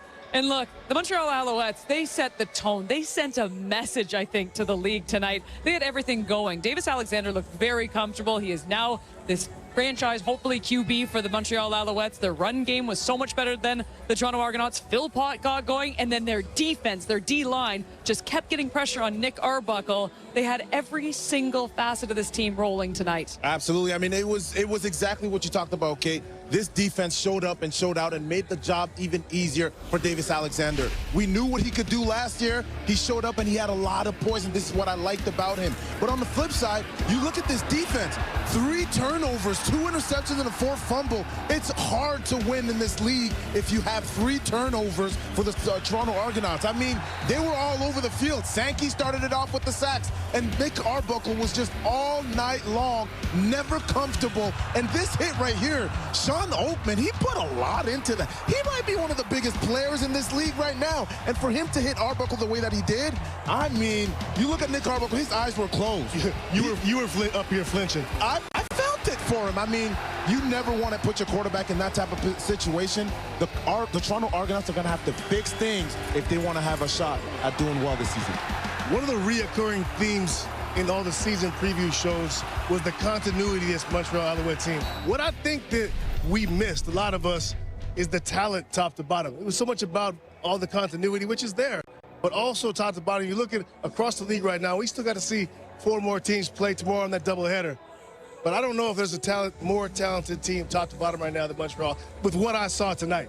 And also, we were in Regina last night watching the Riders, and we expected that atmosphere there. This was incredible. Football is back in Montreal. Sold out stadium, the smaller venue, but the electric atmosphere here was special. I thought they ran at will. Yeah. They threw at will. They did everything they wanted. STE, Tice, and Davis Alexander I was talking about the beers and the hot dogs. You know what? My favorite part has been the fans so far on the road, but I will say this. You tend to walk around the stadiums and you find gems like this just in the basement. So we had to bring it out, and Enoch kindly signed it, and I am still looking for yours, Davis Sanchez. Kate, imagine the ratings we'd have if that guy was on our panel. Look at this guy. He doesn't look like him. They don't look the same. I look much better back there. No, Send it back to Sports Center. You're a baby, Enoch. Handsome Enoch, I think, is your new nickname there, Enoch. It's a CFL on TSN doubleheader tomorrow night to wrap up Week 1. Starts in Calgary, where the Ticats are slight favorites against Vernon Adams in his Stampeders debut. Then it's the Lions, favored by 5.5 at home against the Elks. Nathan Rourke, second choice to win MOP in his first full CFL season since being the most outstanding Canadian in his rookie season back in 2022. It all begins tomorrow night, 6:30 Eastern Time, 3:30 Pacific Time. We will have more post-game from Montreal when we return on SportsCenter. Davis Alexander gets the starter's job this year in Montreal. He is standing by with our Matthew Shinetti, new on SC. Davis, I know that you've won games in this league before, but why does this one feel different? First one of the year. You know, there's a lot of hype or buzz, I should call it. You know, with me being named the starter entering the year. I had 20 of my family members and friends out here, traveling all out from West Coast, East Coast, everywhere. Special, and it just fun to get this one done at home with all these fans. They were amazing. I know, as Tyson was saying, that there will be some pass plays that you will look at and scrutinize alongside Coach Moss. But how good can this offense be, knowing the weapons that you have around you? Yeah, I mean, we can be as special as we want to be, right? I think I haven't seen the stats, but it seemed like everybody touched the ball. Everyone got second down conversions in crucial moments. And, you know, we missed a couple big plays, and we're excited to watch the tape, but excited to celebrate this one for sure. I don't know if you're excited to get to the trainer's table. How is that left leg feeling? A lot of nerves when you went down. Yeah, I scared the heck out of me. I feel relatively good. I'm all right. I hope relatively, it's better than relatively. What, though, in terms of how to build on this the rest of the season, but particularly in the weeks to come, how critical is that going to be? Yeah, I mean, we're a team that chases competitiveness, chases greatness. This is only week one. You know, it's a long season. It's 18 games, and we're gonna show up tomorrow. We're gonna show up the next day and try and get better every single day. Thanks, Davis. Thank you. New one I see. Here's Darnell Sankey. Now, Darnell, I know to start the game, you had to make sure you had a substitution issue, made sure your guy was on point. Yep. But the rest of the way, you guys must have just played exactly how you wanted to establish the start of the season. Yes, sir. Yes, sir. You know, we know that we're the best defense in the CFL. We just got to prove it. That's really it. You know, we just want to go out there and show what we're about every single week, every single game, 12 halves of the football, all game long. Talked about turnovers. To be able to get a couple must have been just satisfying, knowing that you guys, with Noel Thorpe telling you guys you have to do it, you're on point. Yeah, we pride ourselves in turnovers. We pride ourselves in taking the ball from the opposition.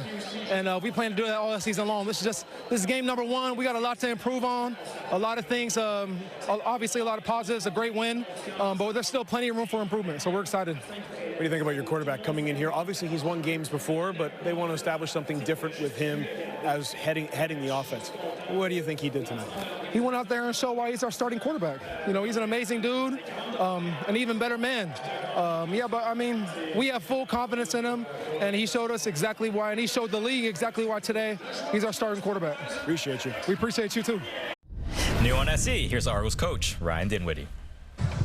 Ryan, I know a loss is a collection of things, but second and longs, penalties, and the turnovers they were able to get. How does your offense grow from here? Yeah, it was a lot like the preseason. I thought we did some good things, but we didn't sustain drives, didn't finish drives. So, you know, the first three drives, you know, we're offsides, you know, too many pre-snap penalties. You know, I thought Nick was fighting his butt off. Our offensive line, very disappointing in their performance. You know, they did a great job. Noel does a great job. They're a good defense. You know, a lot we can build off of. You know, we're 0-1 on to the next week, but we got to learn from some of our mistakes. And the running game, what adjustments are you going to be keen to make? Yeah, well, we felt like we had a good plan running-wise, and then we fell down. And, you know, I didn't think we did a good job, you know, pressing our inside zone to set up the double team. A few times we bounced it too early. You know, young backs, they'll learn from that. You know, I got to look at the film and then see what we got to do. But, yeah, I think, you know, we got to get that run game going, right? So we're not stuck a second along and the D-line's teeing off on us. I imagine, though, seeing Sirocco go down doesn't make you feel any better about where your offensive line is going to be, though. Yeah, no doubt. I'm very disappointed in our offensive line. I thought they didn't have a really good performance. We can learn from it. You know, we struggled there a little bit, and, you know, we got a lot of depth. So, you know, obviously losing Sirocco, that's a tough deal for him. He's, you know, battled back through all these injuries to get back to where he's at. He had a good camp. So, you know, Peter will be our center next week while he's out, but you know, we got a lot of depth there. I'm not going to put everything on Nick because a loss is a team thing. But what day this week are you going to assess whether or not Chad will be ready to go next week against Calgary? Yeah, we'll see where he's at, right? We got an 8-day week, you know, so we'll have the extra day to kind of see where he's at. But we'll see. I thought Nick did some decent things. Obviously, we had some turnovers there. You know, that's the tough part about it. You know, we had a chance to get 2 field goals. We take the sack. The running back missed the protection there. Then we threw the pick to Coxie. That's 6 points there, right? And then we had the one down there. I don't know how that wasn't an incomplete pass, so I got to look at that. Yeah, and to go back to that, what explanation were you given about that situation that happened with Nick near the end zone? Yeah, I mean, Toronto, it's up to them to review that. So I don't know what they've seen at the command center. So I'll get some information from them. But, again, we had too many bad plays to win this football game. Nick climbs the pocket. We have DeVaris for the double move, had a chance to really bust back in the game. Unfortunately, we just didn't make the plays and too many mistakes. All right, let's hear from the Argos quarterback, Nick Arbuckle, now new on SC. Nick, against this defense, what challenges present themselves when you can't get the run game going? They're, a really well schemed. I've had nothing but just the most respect for Thorpe as a defense coordinator ever since like 2018 and 19. He brings a lot of different blitz and, bluffing blitz looks where they drop in at different windows. And he has a good idea of kind of where we like to go with the football. And so he does a good job of putting people in those windows. And you never quite know if you're going to be hot or not until the ball is snapped. And it's most challenging, when you just do it week one. And so you don't have a lot of film and preparation other than last year going off of, and so you're kind of adjusting on the fly as we go, but a lot of things to learn from. At the end of the day, we made some good plays, and looking at the film, we just, we know it was just a lot of little small things, little small details that could have changed the course of how we did on offense. And I imagine one of those details, that drop that DeVaris had, when you're able to kind of get momentum after a few big shots to Ungerer, I imagine one of those is you and he will look back at that as a play that you guys wanted to have. Oh, yeah, I'm going to think about that one for a while. It's one of those things, he ran such a great route. It's something we talked about on the sideline. Came back with a play call that me and him had like back in 2018 in Calgary and hadn't even talked about in years, just from what we saw in the game. And we're able to hit it, but it's one of those things as a quarterback, your receiver's just like so wide open, you don't want to overthrow it. So I just made sure that the ball was there, he could catch it. But at the same time, now he's, looking at the DB chasing him, and, now he's thinking about having to make a move right after he catches it, to try to go and score instead of just being able to run underneath it. And so, I kind of brought that distraction into him that was unneeded with how I threw it. And, something I'm just going to kind of look back on with some regret, but it was great to be able to do and execute off of never practicing it and just talking about it, and being able to go out there and almost execute a really great play. Is there any incentive to getting your rings over the course of this week, knowing obviously it's a different season, different team, but the sacrifice that went into getting that ring, is it just a reminder of the work that needs to go in over the course of 18 games? I'm sure will be when we get them. Honestly, I kind of forgot about our ring ceremony until my wife told me that she RSVP'd and got a babysitter for it like 5 days ago. I guess they emailed about it a while ago. But yeah, I kind of forgot about the whole Grey Cup festivities in it. But it will be a good, I'm sure, a reminder of what it takes and what we can achieve even without the greatest start in the world this season. I remember going in last year, we were at the halfway park, I think right around 500, maybe a game above 500. And then you looked at Winnipeg too. I think they started out like 0-6 or something like that. And so it's a long season, and it's all about hitting your stride at the right time.